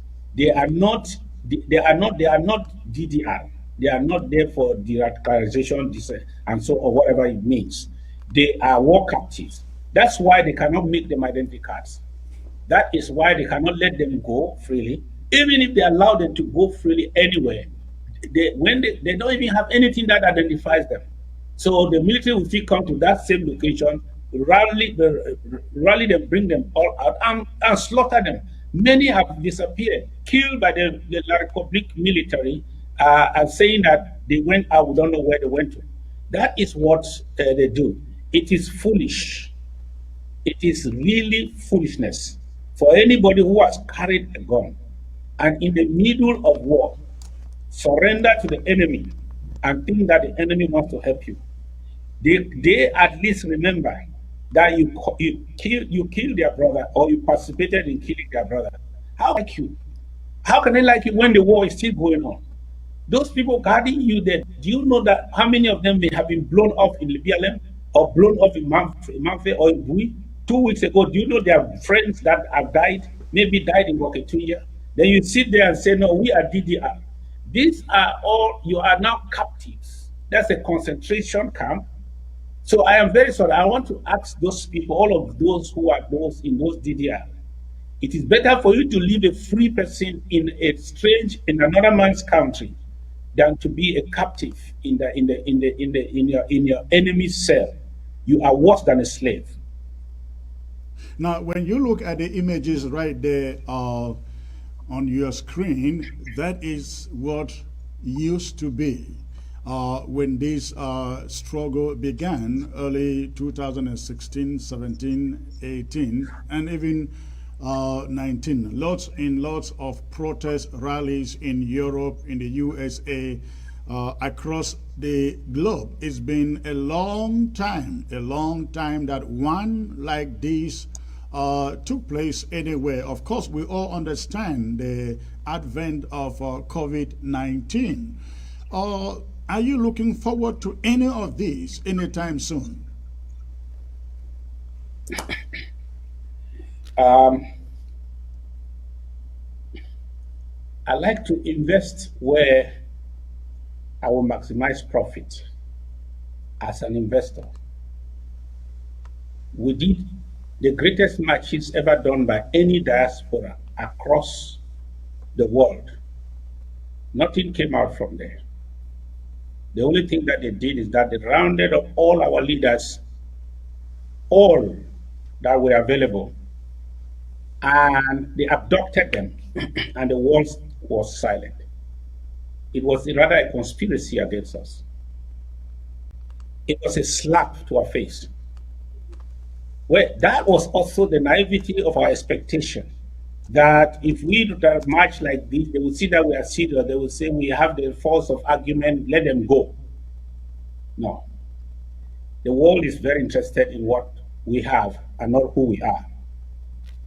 So I don't believe again that rallies will take us to our finish line.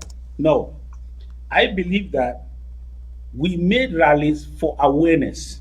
Where there is democracy, rallies amount to sufficient pressure to bring change. But where democracy is thwarted and trampled upon, where democratic principles no longer apply, marching around is a waste of your time. The highest thing we can do when we march today in our various countries is to rather reach out to the lawmakers in those countries. If we think they have any leverage over the Republic, we can reach out to the lawmakers so that they can buy our case and also make our case probably in certain instances or in their parliaments, or for example. So I believe that the level of awareness, we have passed that level. We marched at the United Nations. Nobody received us. Nobody. We came there, we had the highest crowd in 2017, the highest crowd ever gathered in United Nations premises in order to demonstrate for a case. Nobody received us. Nobody came out. But today, without marching, I have been received in the United Nations. So I am saying that I don't want us to waste our time making noise and making a nuisance of ourselves in certain places for people who don't even care to listen to us. The stage of awareness, let the world be aware. Let the world be aware of what is going on. And we have passed that stage. Now we have to appeal to their consciences. And we don't need crowds to appeal to their consciences. We need to talk to them on retail basis, reach out to them and show them these kind of images, show them what is happening, talk to them one-on-one. So this is issue. We should go retail now. The stage of trying to demonstrate that the world will know our problem in Ambazonia, we have passed that stage. If we touch the people and we target them and touch the kind of people who can make transition from knowing the problem to doing something about it, the better. Because these demonstrations are not taking place in Ambazonia or before the president of the whole world. They are only in friendly countries. The most important thing to do is to touch those people who are already aware through our years of activism that, please, what can you do? This is the level we must go now. Then the rest of it, let's defend ourselves until the unwilling shall become willing. Let's defend ourselves. Until the enemy can resist no more and can occupy no more, let's resist. Let's continue to fight. That is where our salvation lies. Okay, awesome. I would love to follow up on that, but we don't have a lot of time there. But you listen to me speak to Comrade Frank of Ngo Ketunja about the selling of one of the last vestiges of Ambazonia to the Chinese. I'm talking about the UNVDA in Dub. This is only one of those investments in Ambazonia that La Republic has sold to foreigners in the course of this war. We all recall the oil deals with the British, and now UNVDA in Dub is going to the Chinese. What can you say? What can you say when you see these things going on and on and on? Are these people not essentially putting money in the hands of French Cameroon with which to prosecute this war, kill Ambazonians and force them, get their land, get everything?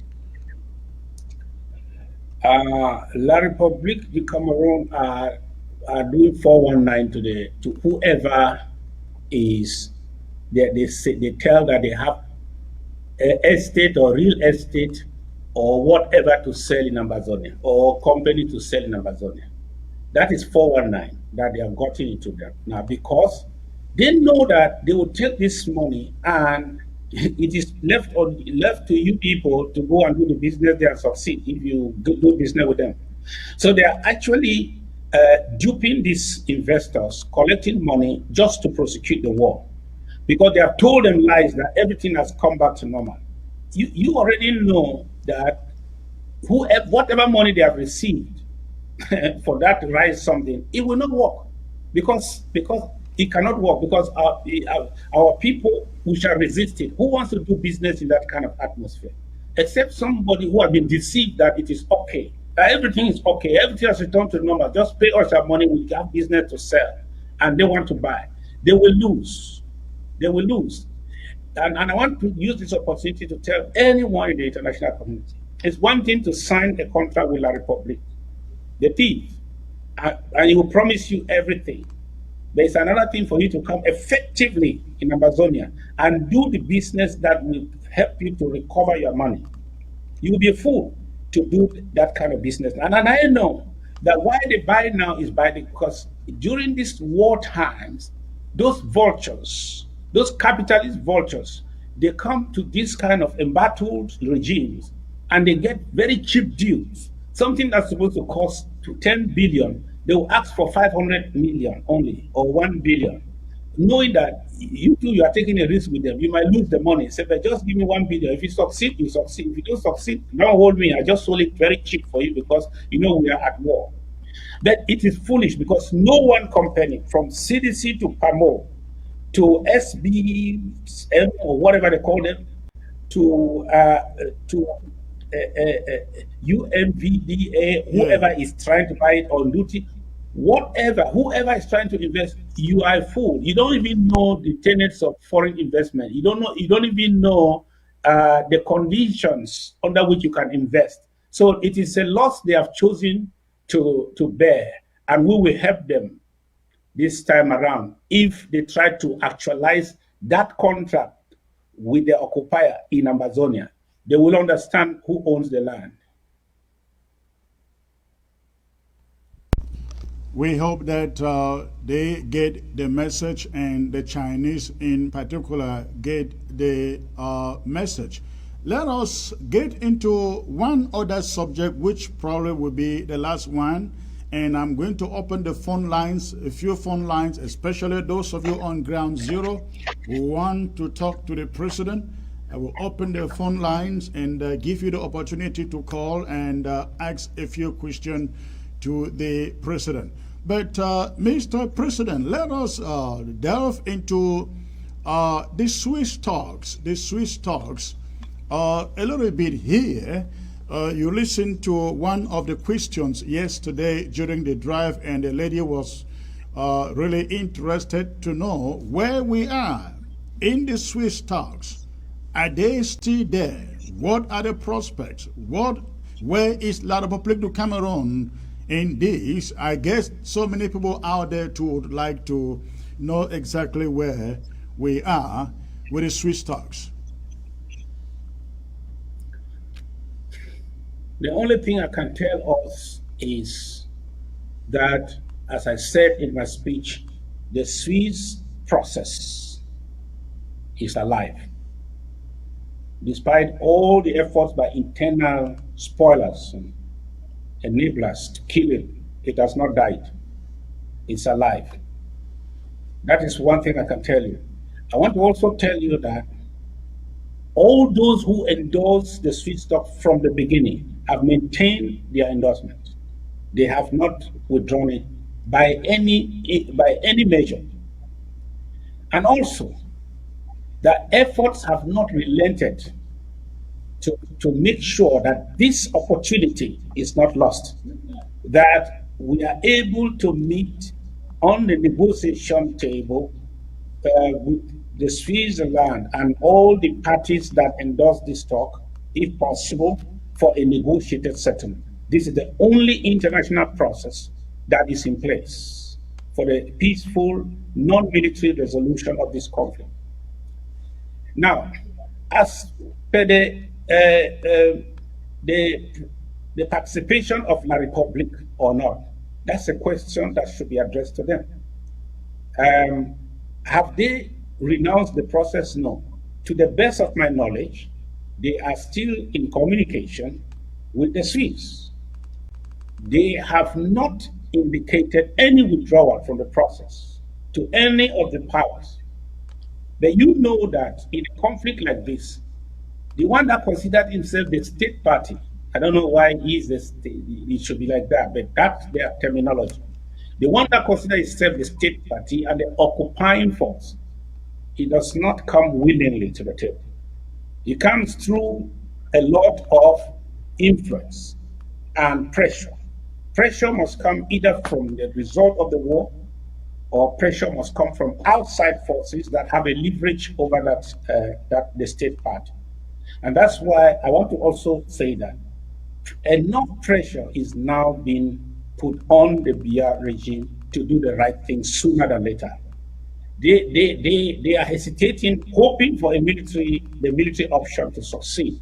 But every other day, thanks to our valiant Ambazonian restoration forces, we are telling them and telling the world that the military option will not solve this problem. So I believe that it also depends on us to do our utmost. And if we do the things this interim government has resolved to do, then they will come to the table sooner than later. Sooner than later, because of the pressure that we bring. And I also believe that the international community is putting more pressure now on them to hurry to the table to meet us, to start some level of talks with us. I will not go into the details, but I know that that pressure is bearing on them now. And that is what will determine, they will have to determine how long they will bear that pressure on their shoulders before they do the right thing, before they start the first step. So we are hoping that we will end this thing on the table, whatever be the case.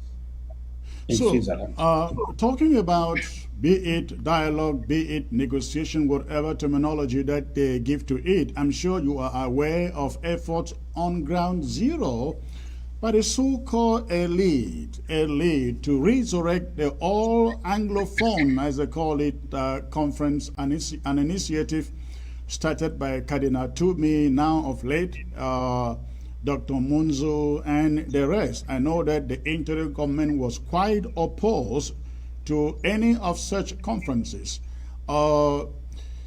With talks about resurrecting that conference, where do you stand about that?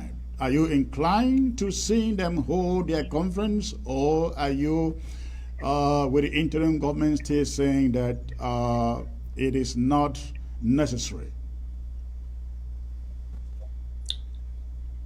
You know, I don't know what to define as elite. This country has changed the definition of so many words. So I don't know how they define elite in this case, because I hear everyone that speaks on the television, everyone that attends CPDM rallies, anyone that can afford a car, anyone who is probably educated and has a first degree and is some kind of what we call middle class in the West is an elite. No. In this war, this is not a war to talk with elite.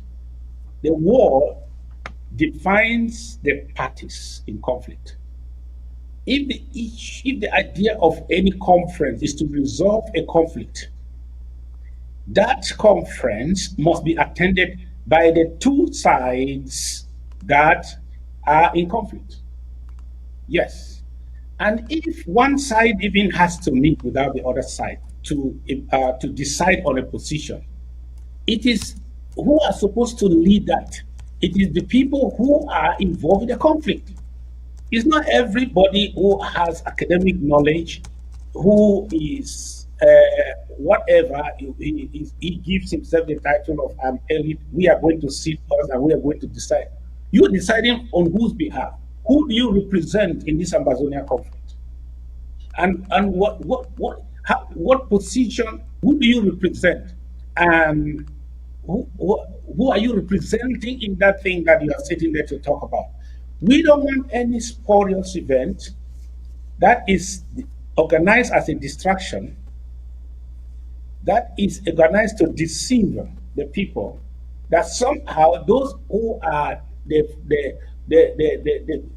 Ambazonians, the fighters, those who are resisting the restorationists are meeting here to decide on the future. So that is treacherous. That misrepresents us entirely. The CPDM and the so-called elite meeting anywhere pretending that they represent Ambazonia, and those who speak for Ambazonia today, it is treasonous. We cannot allow that to happen. And if they do that, it means they want to do the bid of the enemy. One with the enemy shall be treated as an enemy. As at now, they are not our enemies. But if you try to do the bid of the enemy to compose and present a lie to the international community about the truth about the conflict, the truth about our positions, and project it out there and say this is what Ambazonia stands for, then you have made yourself one with the enemy. You are not different from the enemy. We will not allow, we will not endorse that, we will not approve that, and we will fight against it. If Ambazonia, the British Southern Cameroons have to have a conference, those that are leading the fight on the ground, those that have the voices of the ground, those that open and close, those that are in command and control must be in that forum. If not, it's an event designed to deceive and to distort our issues. And it is an event organized to help the enemy and fight against us. That is why we will fight against it. Because the way they want to go about it is not right.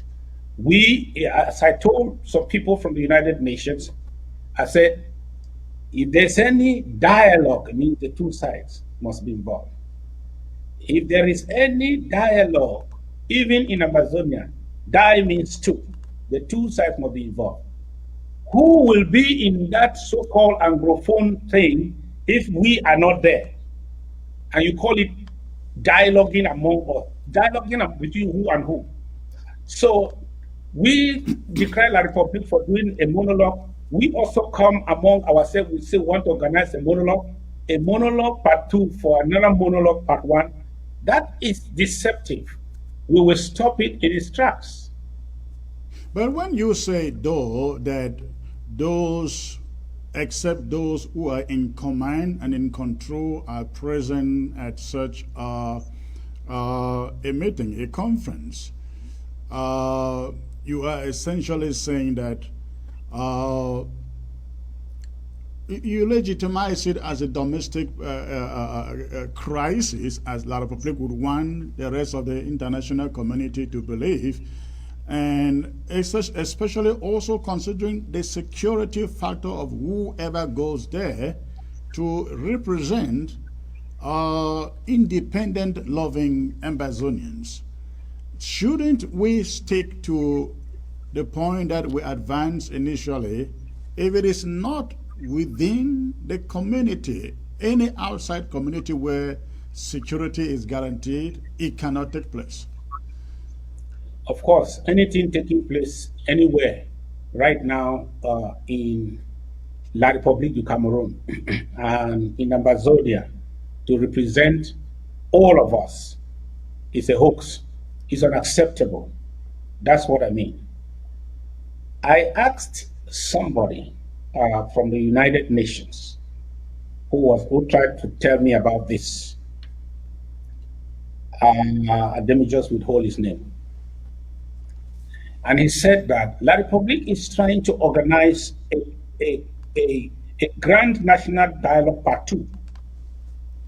He is trying to organize a dialogue, and they are thinking that they will invite all of us. They will invite those who are willing to talk. So I asked the man that, do you see me like somebody who is not willing to talk? If we are not willing to talk, we will not be in the Switzerland. So what they're actually saying that you guys have not understood is that they are saying that they are going to talk to whom they want to talk to. It's different from they are going to talk to who is willing to talk. We are willing to talk. And then I asked him that, number 2, tell me the truth, forget about politics or diplomacy. Do you expect me to take my flight and be in your own meeting? He smiled. I said, well, I don't know. I said, you know, because you know that is not possible. So in other words, La République is living in denial. They continue to deny the conflict. Then they organize a meeting. They pick and choose who should attend that meeting, who they will talk to, and they say we have had a dialogue or negotiation. So that is a hoax. It's not going to work. It's not going to work. We will not endorse it. We will fight against it with every fiber of our being. And anybody who is pretending to go there saying, I am also Anglophone. My mother was from here and from this place. I am also here Anglophone. This is not an Anglophone thing. This is a Southern Cameroon Ambazonia issue. This thing is to talk, any meeting to talk about the Southern Cameroons and Ambazonia must be organized principally by us, because we are the ones leading the struggle, the conflict that has brought us to where we are. It must be principally organized by us, and we invite who we think is relevant for a solution of this conflict. Anything less than that is a hoax. Okay, that's a great point there. Let me ask a rhetorical question. You know, in this struggle, you never can vouch for certain people. We have seen what has transpired within the last 4 years of this struggle, where people that Ambazonians looked up to, they thought these were uncompromisable, they are now sold out. They now call themselves Black Legs, and they are on the table trying to negotiate with, dialoguing with La République du Cameroon. So if I may ask, given the circumstances, somebody, as you are being told, what if tomorrow you hear that La République has invited Ayaba, and Ayaba will be on the conference table, and even some of the ACT members? As I said, you never can vouch for anybody these days. If you happen to hear that some of these guys are actually on the table with La République du Cameroon in their second all-Anglophone conference, what would be your thought on that? This is rhetorical again. I know as long as you are alive, surprises will never end. They can always be surprises. But I still doubt who even as a sellout, there is still an element, there is still a dimension you cannot go with your enemy. Because it does not mean that because you have indicated compromise, the enemy now trusts you that much that he cannot still use that as a trap to take you out. So to say that, here's the thing. It doesn't matter who we say we are here. It doesn't matter your accolades and the number of years you have given yourself as a militant in this struggle. Your words are only, and your actions are only as valuable to the extent that they will change the course of the war on ground zero. So you can go and have any meeting with the Republic and feel fine and take some money, put in your pocket, drink some wine with them, give them high five, tell them I know what to do. You don't know anything. This war, this resistance, this fight is in the hands of the people. It's not in the hands of anyone who founded an NGO in the diaspora. And that's the mistake many people make. They believe that having been in the limelight for a long time, you are now the maker, the alpha and the omega of the struggle. So if the Republic can just strike a deal with you, they will have it right. No way. Until that so-called deal reflects the wishes and the desires of the people, you just wasted your time and maybe wasted your life. That is what it is. So I don't care who goes to meet anywhere to go and sit there and feel free with the Republic and say they are having a meeting. It is how that will be received by ground zero. There's one thing I know in this struggle. The power of this struggle is ground zero.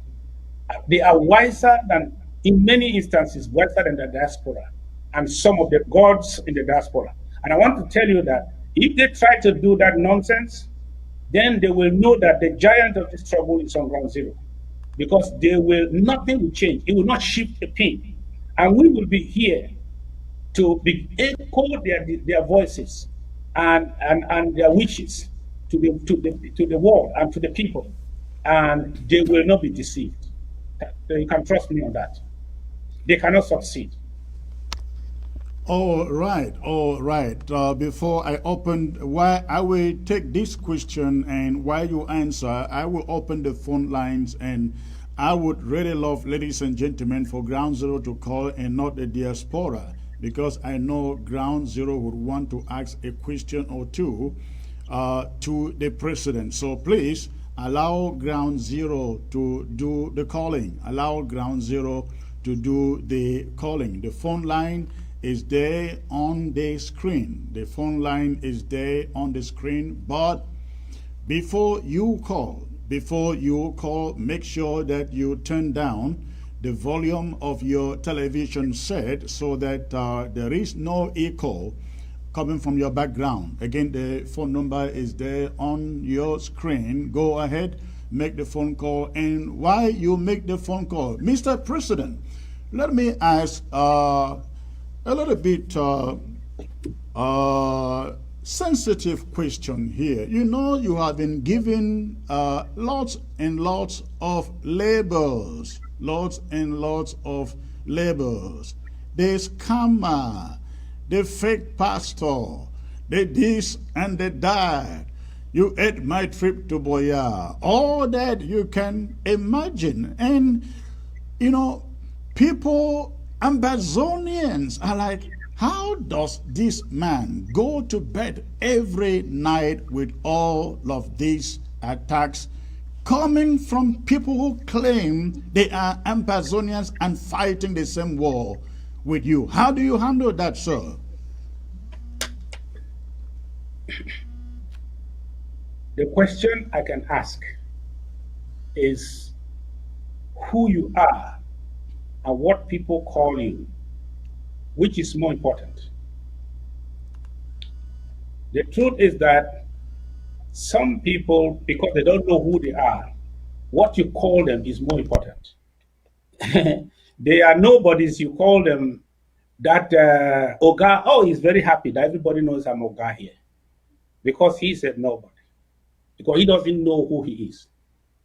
For me, I believe, this is my philosophy, I believe that who I am is greater and better, is the real thing, is the real deal. If people say you are rich when you are poor, and you agree with them and you are happy, you are a stupid man. Because who you are is more important than what the people think you are, or what the people even say you are. So live in the reality. Live a real life. If you call me a scammer and I'm not a scammer, that thing enters here and passes here. If you say I'm a fake pastor and you are not a fake pastor, I will not even argue with you. Who I am, I think my Christian faith has done this to me, because that is how to live the Christian life. Knowing who you are, not living a fake life of what people want you to be or believing what people say you are. Know who you are. Know who you are. So I know who I am, and that's why I go to bed. I don't even waste my time on social media. In fact, I go to social media to get something and come out. Some people send me some of those terrible videos and audios. I just warn them. Anybody who shares that kind of thing with me, I give the person a warning, because if you send me anything like that again, I will know that your contact, having my contact or having a contact with you is a waste of time. So I will just delete you and block you and avoid you. But because I know who I am, and I'm telling Ambazonians, La Republic said we are terrorists. So we stop fighting. We know who we are. We are not terrorists. So you look at me and say, I'm a terrorist, I'm a thief. I know I am not a thief. If you are a thief in this America, America knows you more than any other person. So why am I going to worry myself? Even God knows me more than you. So I don't care. One thing I know is that if you keep your faith and believe in who you are and do the things you need to do, many people who insulted you will tell you they are sorry tomorrow. That will be my best moment as this struggle goes forward. When I will see many that will tell me, you know what, I was also one of the haters. I just joined the chorus against those, for those who were against you. I made a mistake, I'm sorry. And many have told me that. That's my best moment as a revolutionary. You need to unmute. Unmute. Oh, I'm sorry. Again, thanks for that. I think everybody out there knows it is either Sako or it is Chris Anu who are the spoilers out there. And I think that many of them thought that by now we would have surrendered and laid down our tools and said, please, please, come and take over. Come and take over.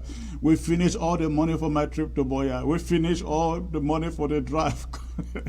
But I think they are very, very disappointed that up to today, in fact, I asked for a caterpillar to move me here. None has come, and there are some of those forums. They asked, what are you still doing there? And I said, the caterpillar hasn't come yet. I'm still waiting for it. We're going to wait for it. If it doesn't come, we will take it to Boya. Mr. President, lots of calls coming in here. Let's get to the callers, and I like it. They are coming from Ground Zero. Hello, sir. Yes, good evening once more again, Secretary Chris. Good evening, sir. Where are you calling from? I'm calling precisely from Mezam. Okay. How was Ghost Town today in Mezam precisely? Yeah, very, very effective. Those dogs in amok cars and vehicles that were parading the street of the city this afternoon. Okay, doing what? Well, it seems as if there was a quarrel somewhere around the outskirts of the town, the city, but I don't know exactly where that was happening, because there was a time I heard a shot of gun, so I don't know what was happening and where. Okay, awesome. Tell me, what is in your mind? What is your question or your contribution? Yes, I want to ask Mr. President just a question. There are a series of things they promise us to do, and they don't do them effectively. What do you mean by they promise us? Who promised you? Yeah, Mr. President and the rest of the government members. Okay. Yeah, like the so-called shan that took place in Amazonian capital in Boya. There was a promise that they were going to stop it categorically. It would not take place there. This went smoothly. Secondly, they talked of and Cameroon not going to... No, hold on there. I will allow you to finish your question. But to say that it took place smoothly, that is absolutely not true, because you will recall that that event was equally supposed to take place in Boya. It never happened. They were supposed to have some practice sessions in Boya. They never took place. You went down to Victoria. Of course, you saw that the stadium was empty in almost all of the matches. You saw the show that our restoration fighters put up there in Victoria, and so to suggest that it went smoothly, I think you are a little over making the point. But go on. Yes, you are actually right. Yeah, we thought it was something that was to be very categorical. That is just how I reason it. I'm not really saying that it really took place effectively or very well, but we thought nothing was even going to take place. They were supposed not to travel into our land for any mission as such. So that is how I reason it. Now, we are also now talking of blocking Bausa-Mbamenda Road, which is something I've had in my mind a couple of years backward. That is 2 years backward. I knew that that was the good strategy for us to block that entrance into Ambazonian so that to frustrate La République du Cameroon. How is this going to be very effective as we really wish back home? Can Mr. President elaborate very much on that? All right, thank you. Thank you for the call. So you have a great night. Mr. President, over to you. Yes, I want to just give on a general note that everybody should know that even in the classroom, the pass mark is not 100%. There is no exam in this world. I don't want to say no exam, probably there are some, but I know of very few exams in this world whose pass mark is 100%. And that does not include a revolution like us, where we are taking our land back from an occupier, somebody who was effectively occupying the land for 60 years. So when we set out these objectives, we attain them sometimes in progression, in succession, sometimes progressively. It is clear that's our objective. If we don't attain 100%, we don't kill ourselves. The war is going on. We cannot sometimes endanger all our forces just because we want to make one point. Then who will make the next point? So we measure our achievements sometimes by the scores we make, how much we succeed, and then we know we have more battles to fight. So those people who are holding us onto to prove 100% here, 100% here, 100% here. For example, Adeno Forces today, he just told us here that people they are driving around Bamenda. Why are they even driving on our streets? When are we going to come to a point where they cannot even be seen anywhere in our country? That is 100%. We are not yet there. So that is not how to measure our progress right now. I'm saying that when it comes to the lockdown and the closing of all these roads, we have set ourselves on a course. That is what we are going to work on. There will be a day that you will look back and see where we started. You will see exactly that it is exactly the way we have designed. Are we 100% all the way? No. But are we going to make continue to make progress and continue to ensure that our objectives are achieved to a very, very high degree? Yes. That's whatever we have decided is good for Ambazonian. And we know that the enemy too is fighting against us. Whatever we decide, it does not mean the enemy goes to sleep. But we are going to succeed to a great extent despite the enemy's counter strategies and resistance. People should understand where we are. We are going to sometimes fall back, re-strategize, and go back and achieve what we needed to achieve. That's the truth. Don't hold us on one battle. In this war, there shall be many, many battles. Sometimes when we go to we'll take a particular strategy and go to a particular battle, sometimes we fall back. Don't call us, we are not losers. We are going to bounce back and make sure that we still achieve our objective. That is how a war is fought. It's not a straight line. It is not a straight line. We are going there. We have decided and we are not relenting. That's the most important thing you should know. We are putting resources, we are mobilizing human beings. We are doing everything it takes to build capacities to make sure that we achieve the best of our objectives. All right. I hope the caller has gotten the right answer there. Let's move to the next caller here. Hello, sir. Yeah, hello. Hello. May I know where you are calling from, please? Well, I'm calling from Douala. You are calling from the colonial territory. What is your question or comment, sir? No, I have no question. I just want to say, I really appreciate the program and the TV station too. So you are watching on ABC in Douala, correct? On television. Yeah, exactly. Yeah, the satellite is so cool. Everything on it is so perfect. All right, thank you for those compliments. So what do you want to say to the president? No. All I say, I wish him the best. We're just behind him. Okay, all right. Well, thank you for the call, Mr. President. Thank you for hanging in there. I know that is not hope for you. I just pray that your sojourn will be shorter and that we'll finish this sooner and you will be where you call home, where nobody will call you a Biafran. Nobody will think that you don't belong. A country where you can be free from north to south, from east to west. So let's continue to watch, continue to be encouraged, and keep your hopes alive. We will get to Boya sooner than later. All right. Okay, Mr. President, let's get to the next caller here. Hello. Hello, Secretary Chris. Hello, good evening, sir. May I know you are calling from Santa local government, correct? Yes, you are correct. Okay, you are live with the president and you are privileged to get this call come through. What is in your mind, sir?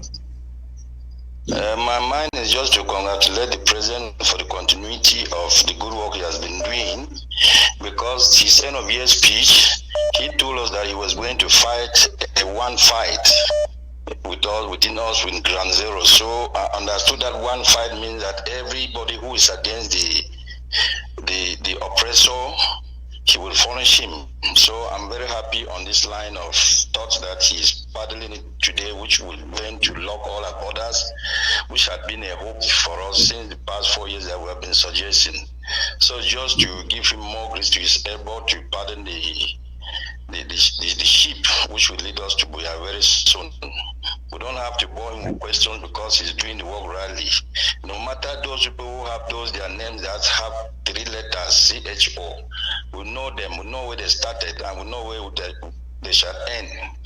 But when they go as far as describing that they have been in the struggle for 30 years, some of us have been there for 60 years, and we are very intelligent within this Ground Zero issue, and the Ground Zero is the alpha and the omega in the struggle. Thanks to the president and more grace to his elbow.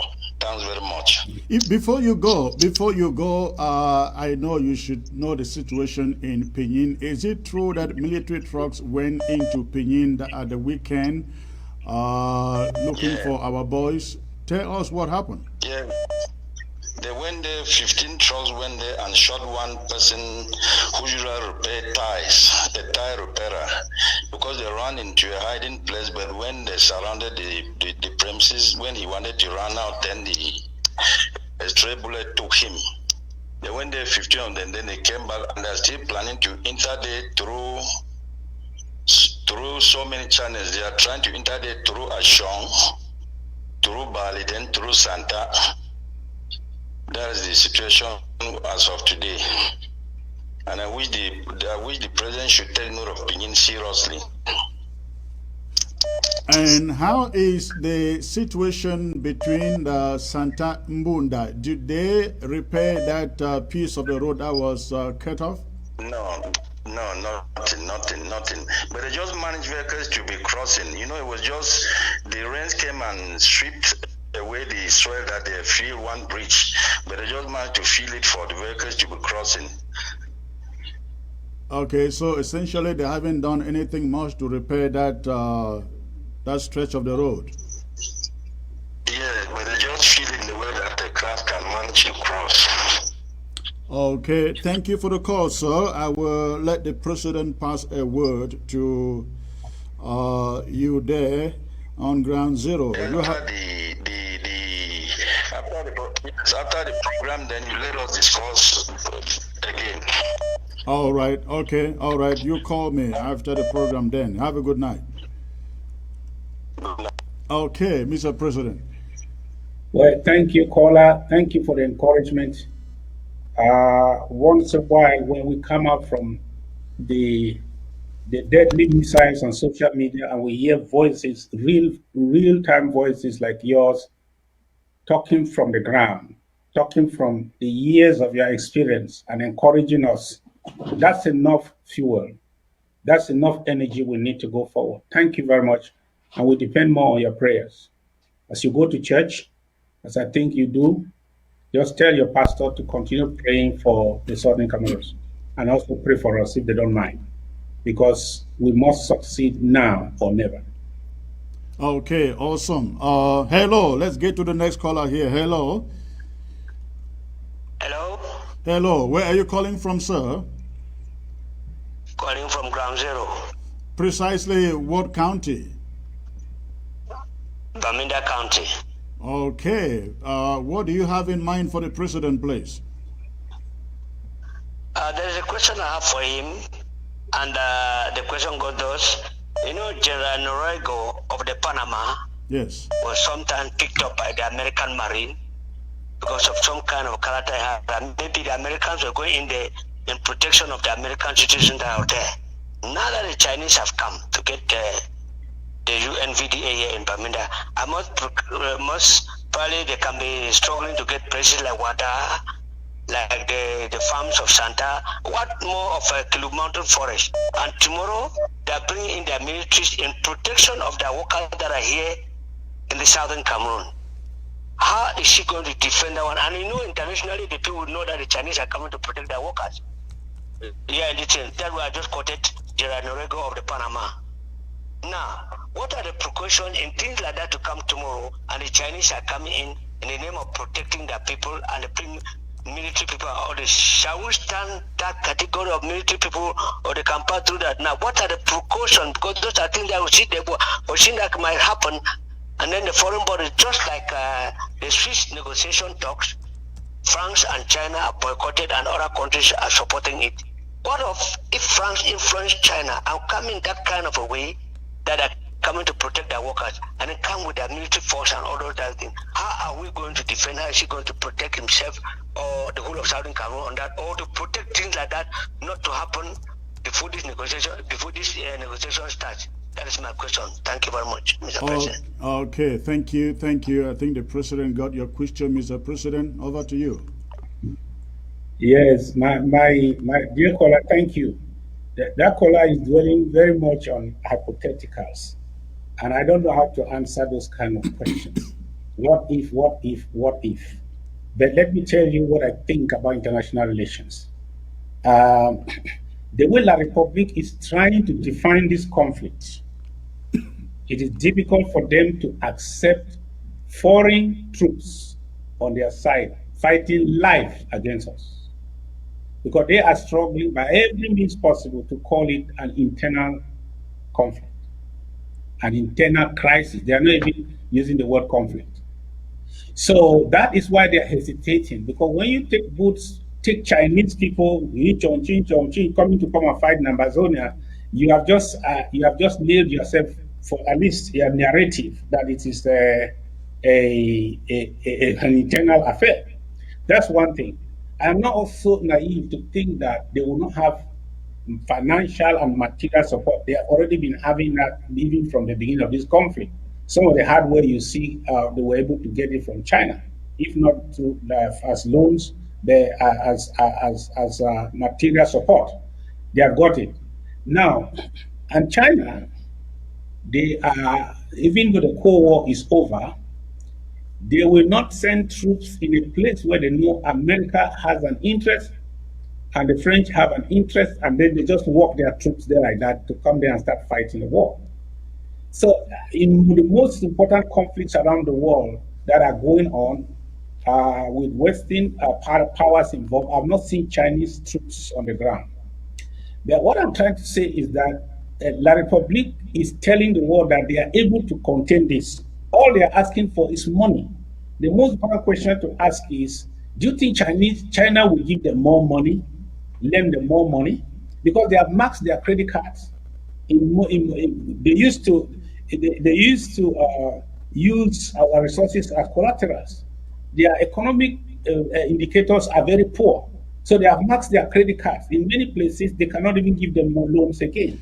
Mr. President, but you know what the Chinese are capable of doing, right? Remember the example of Zambia, where when Zambia could not pay, the Chinese would now have to nationalize everything in Zambia. They had to take over the Zambian government essentially to manage it and recover their money.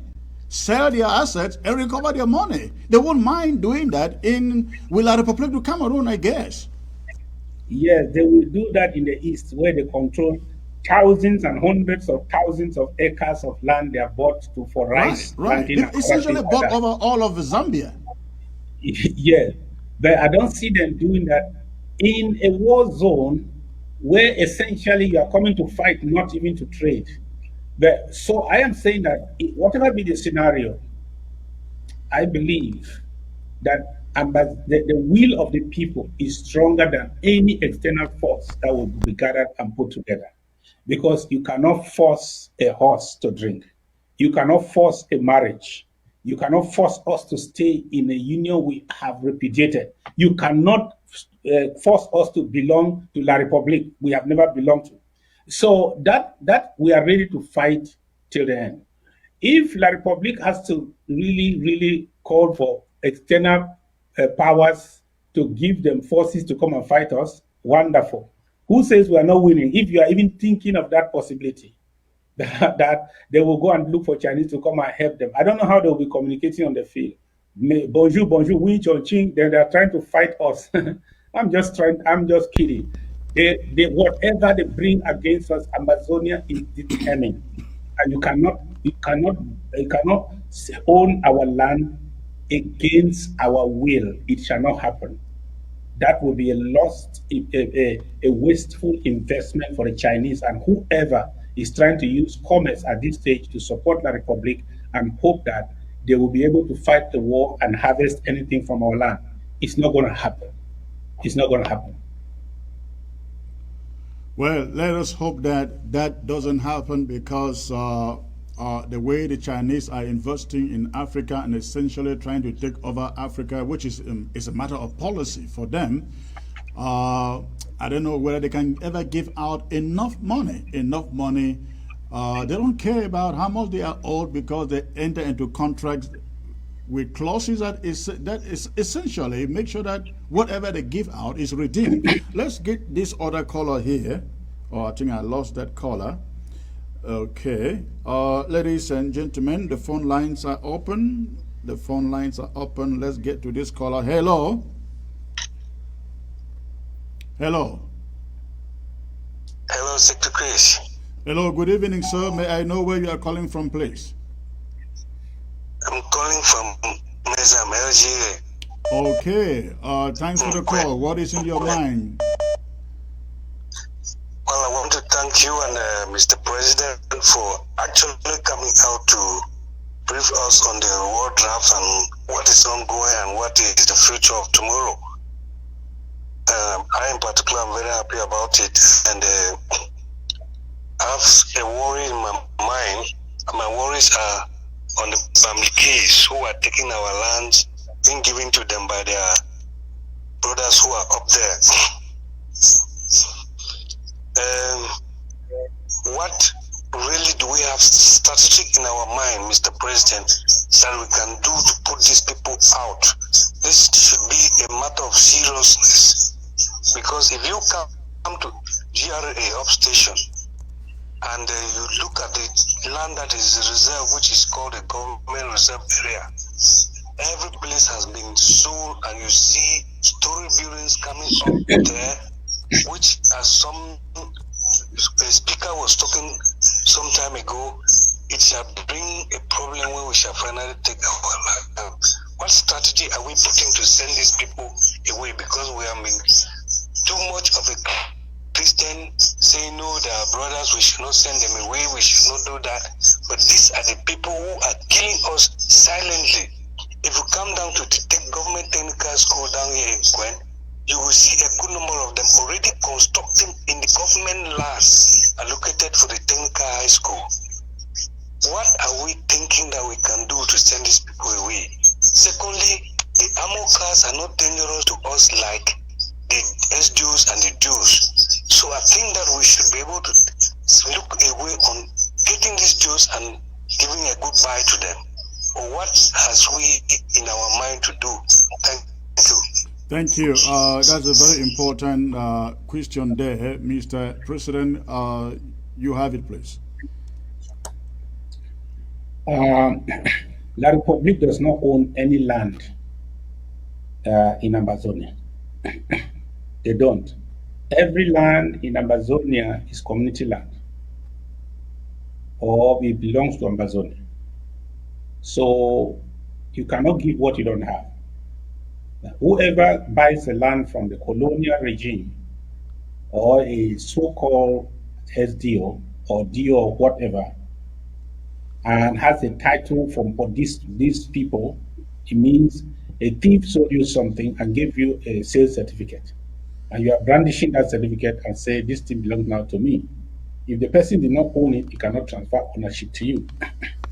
So all those people, I say this to talk to all those who are buying, who are seriously going to these corrupt administrators, buying the drinks for them, giving them money and sharing our land and saying they bought it. That is why when I hear things like this, that's why we have to accelerate our pace. That's why we have to do everything possible to accelerate our pace. Because the thieves are, the plunder is happening at a very fast pace. We have to take our country back sooner than later to correct these anomalies. Because these contracts need to be repudiated. They need to be cancelled. We need to renegotiate land issues. The transfer of ownership. Who owns the land has to be determined, and who has legitimate ownership of the land. Those things have to be redefined when we take back our country. There's very little we can do now. The power and the onus is on the county and our local government. We are organizing to make sure that our county marshals, when duly constituted and not too long from now, we are going to enforce certain things.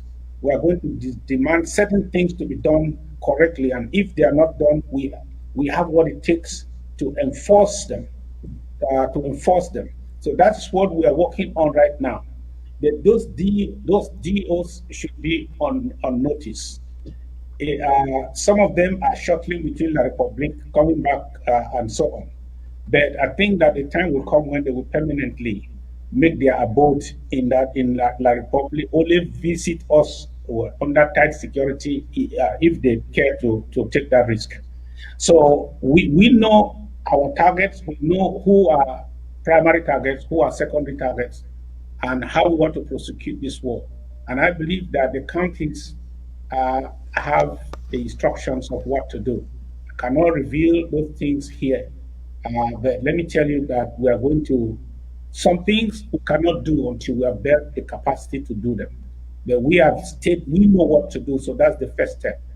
And we are strategizing and building up to do those things, to enforce what the laws we want to enforce in Ambazonia. Just give us a little time. Support us if you can, and make sure that we put all those things in place. That means taking effective control of our territory. The extent to which we take control of our territory will determine the extent to which the enemy can parade and share our properties at will, and there are no consequences. That's what will happen. We are on the right track. Very soon we shall start holding them accountable even before the Republic meets us on the table. All right, let's get the last question here. I know the phones are just ringing and ringing, but unfortunately we don't have that luxury of time to take more. Prince J.K., welcome to ABC, sir. You are live with the president. What is your question, please? Greetings, Secretary Chris, and greetings, my able president of Southern Cameroon. Well, I don't really have a question for the president because he has been so great. I just want to applaud him for the way he has answered the questions, and then to tell all the audience that you have heard the response of your president, and a war is not fought by one person. Indeed, the president needs all of us to fight. Now, it's not only about you coming to give your war draft, it's not only about you asking questions to the president, it's about what role you're playing. Yeah, be you in ground zero, being in diaspora, what role you're playing. We have seen Southern Cameroonians are very good in commenting, asking questions, but what role are you playing? Yeah, for example, the comrade that just said they are taking our lands. If they are taking our lands, you can set road traps. If they are taking our lands, you can create a secret Facebook and participate in the revolution as an informant. If they are taking our lands, you can support the restoration forces by being an informant to them. There are many roles you can play. If all of us 8 million people, we are almost 1,000 on ABC watching. If you play your role in everything you're doing, if you're a carpenter, if you're a shoe mender, you're a bike rider, whatever you are doing, if you support this president in this aspect of self-defense, and play one role as a foot soldier, be it in the diaspora or be it in ground zero, I tell you, Ambazonian, Southern Cameroon will be free. So we have seen what is happening. We have seen what took place in Libya Lem. We have seen what took place in Bafut, what took place in Bui. We don't need to ask questions again. What we need to do now is possess, because we have seen the capability of our brothers. So let all of us rise up. You have heard our president giving us a very wonderful response. Be China or whoever is coming, we are not scared because we control the forest. Tell them to come in their millions. But so long as you give your word draft, you leave your own bed which you're sleeping, you are there to help your brothers on the ground get sticks and get the necessary equipment. Every DO, every governor will pack and leave. All right. Thank you, Southern Cameroon. All right. You, Mr. President. Thank you, Prince J.K. Since that call didn't come from ground zero, let's get, Mr. President, give me 1 minute. Let's get a call from Europe, from the UK. Hello. Hello, Secretary Chris. Hello, good evening, sir. You are calling from the UK. May we know who is calling, please? That's correct. This is King Peking calling from the UK. King Peking? Yes, sir. You know the Ambazonian Peking now, King Peking, you there? Yeah, King Peking for Ambazonia, sir. All right. Okay, thanks for the call, sir. What do you get for your head?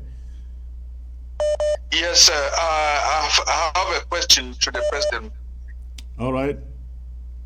Yeah. First of all, Your Excellency, I want to thank you and thank you for being so resilient all the time, and you have never been shaken by anything, no matter what.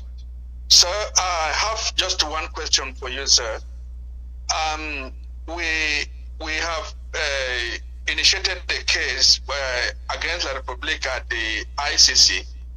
I want to know at what level we are now with regards to that, sir. Thanks a lot. That's just my question, sir. I'm all great to your elbow, sir. All right. Thank you. Thank you. I'll let the president answer. Yes. We had. Thank you, comrade, for the question. We had proof of delivery of our case filed in November last year. So counting now, it's about 4 months or 5 months. So we have not, this was a huge file. And remember, it's not just La Republic, it includes Nigeria. The way we crafted the case, based on expert advice. So they are surely studying the case, they must get back to us. They have not yet done so. But the other thing I want to also assure you is that the international law provided for universal jurisdictions also, so that if by any means the politics of the court, of the international court, does not entertain certain petitions at the level of the ICC, complainants should be able to make use of your universal jurisdiction. And there are those universal jurisdictions that are just normal courts, that where you can sue on cases of genocide and war crimes and things like that. And we did also sued La Republique and all those 97 people, war criminals. We sued them in 11 different jurisdictions across the world. And some of those jurisdictions have started responding to us. And every one of those jurisdictions that entertained that case has the same capacity of, it has a very high potential of providing legal redress to some of these allegations of war crime. So they have started responding to us. I don't need to let the cat out of the bag. I told you in my speech, I said very soon, Arata will enter trap and I will give on a breaking news. That's what I can tell you for now. Let them continue to commit those crimes. Let them continue to travel around the world. One day there will be breaking news on this same ABC. The one thing I can say is that for the petition of the ICC, we have not yet received a response, but we will receive a response. According to the tradition of the court, they must. They are flipping through the hundreds of pages that we deposited and evidences. I'm sure they will get back to us. But for the international jurisdiction, they have already started getting back to us. And very soon we shall have a reason to make an announcement. Okay, Mr. President, I'm sorry, Ground Zero, the calls are still coming in. I wish we could stay longer to take more of your calls. Unfortunately, we have been here, I think, about over 3 hours already, and I know in the Washington, D.C. area where the President is joining me from, is almost 5:30 p.m. 5:30 p.m. While here with me in Texas is almost 4:30 p.m. and I think that was a lot of ground we covered. I will try once in a while to bring the President on to take more of your questions. And but before I let him go, Mr. President, the last word, please. Ambazonia, we thank you for being who you are, for your resilience. Your resilience continue to fuel us, encourage us to stand for you. And thank you for sending the message to La Republique that if they were still contemplating a military solution to this crisis, then as I said yesterday, they are sleepwalking. They are dreaming, because that's not going to happen.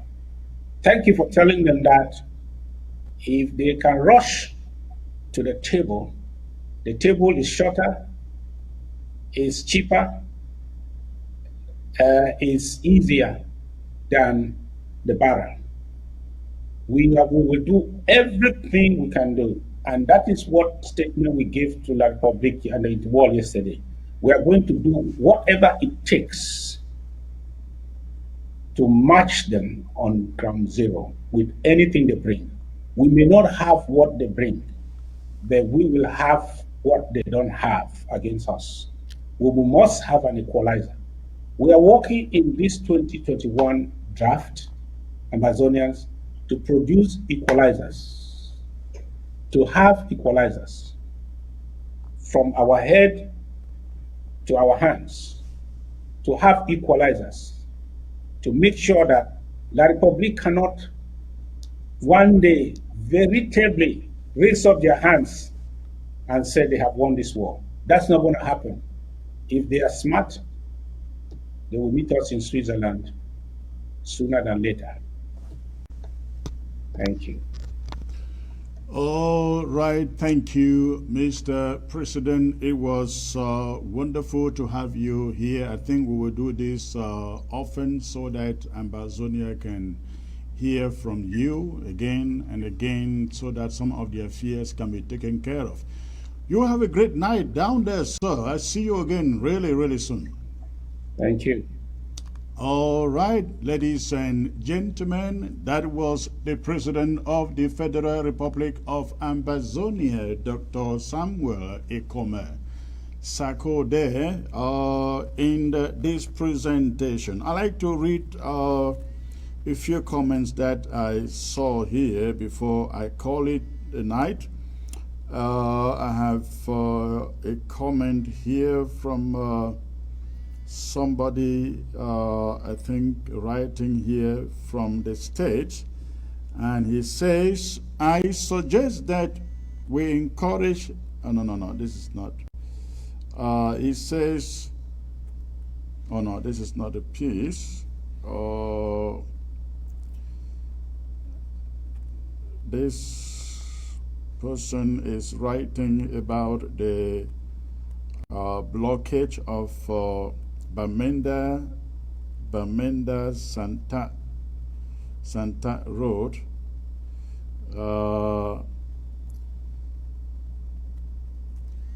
Okay, I guess this is the one.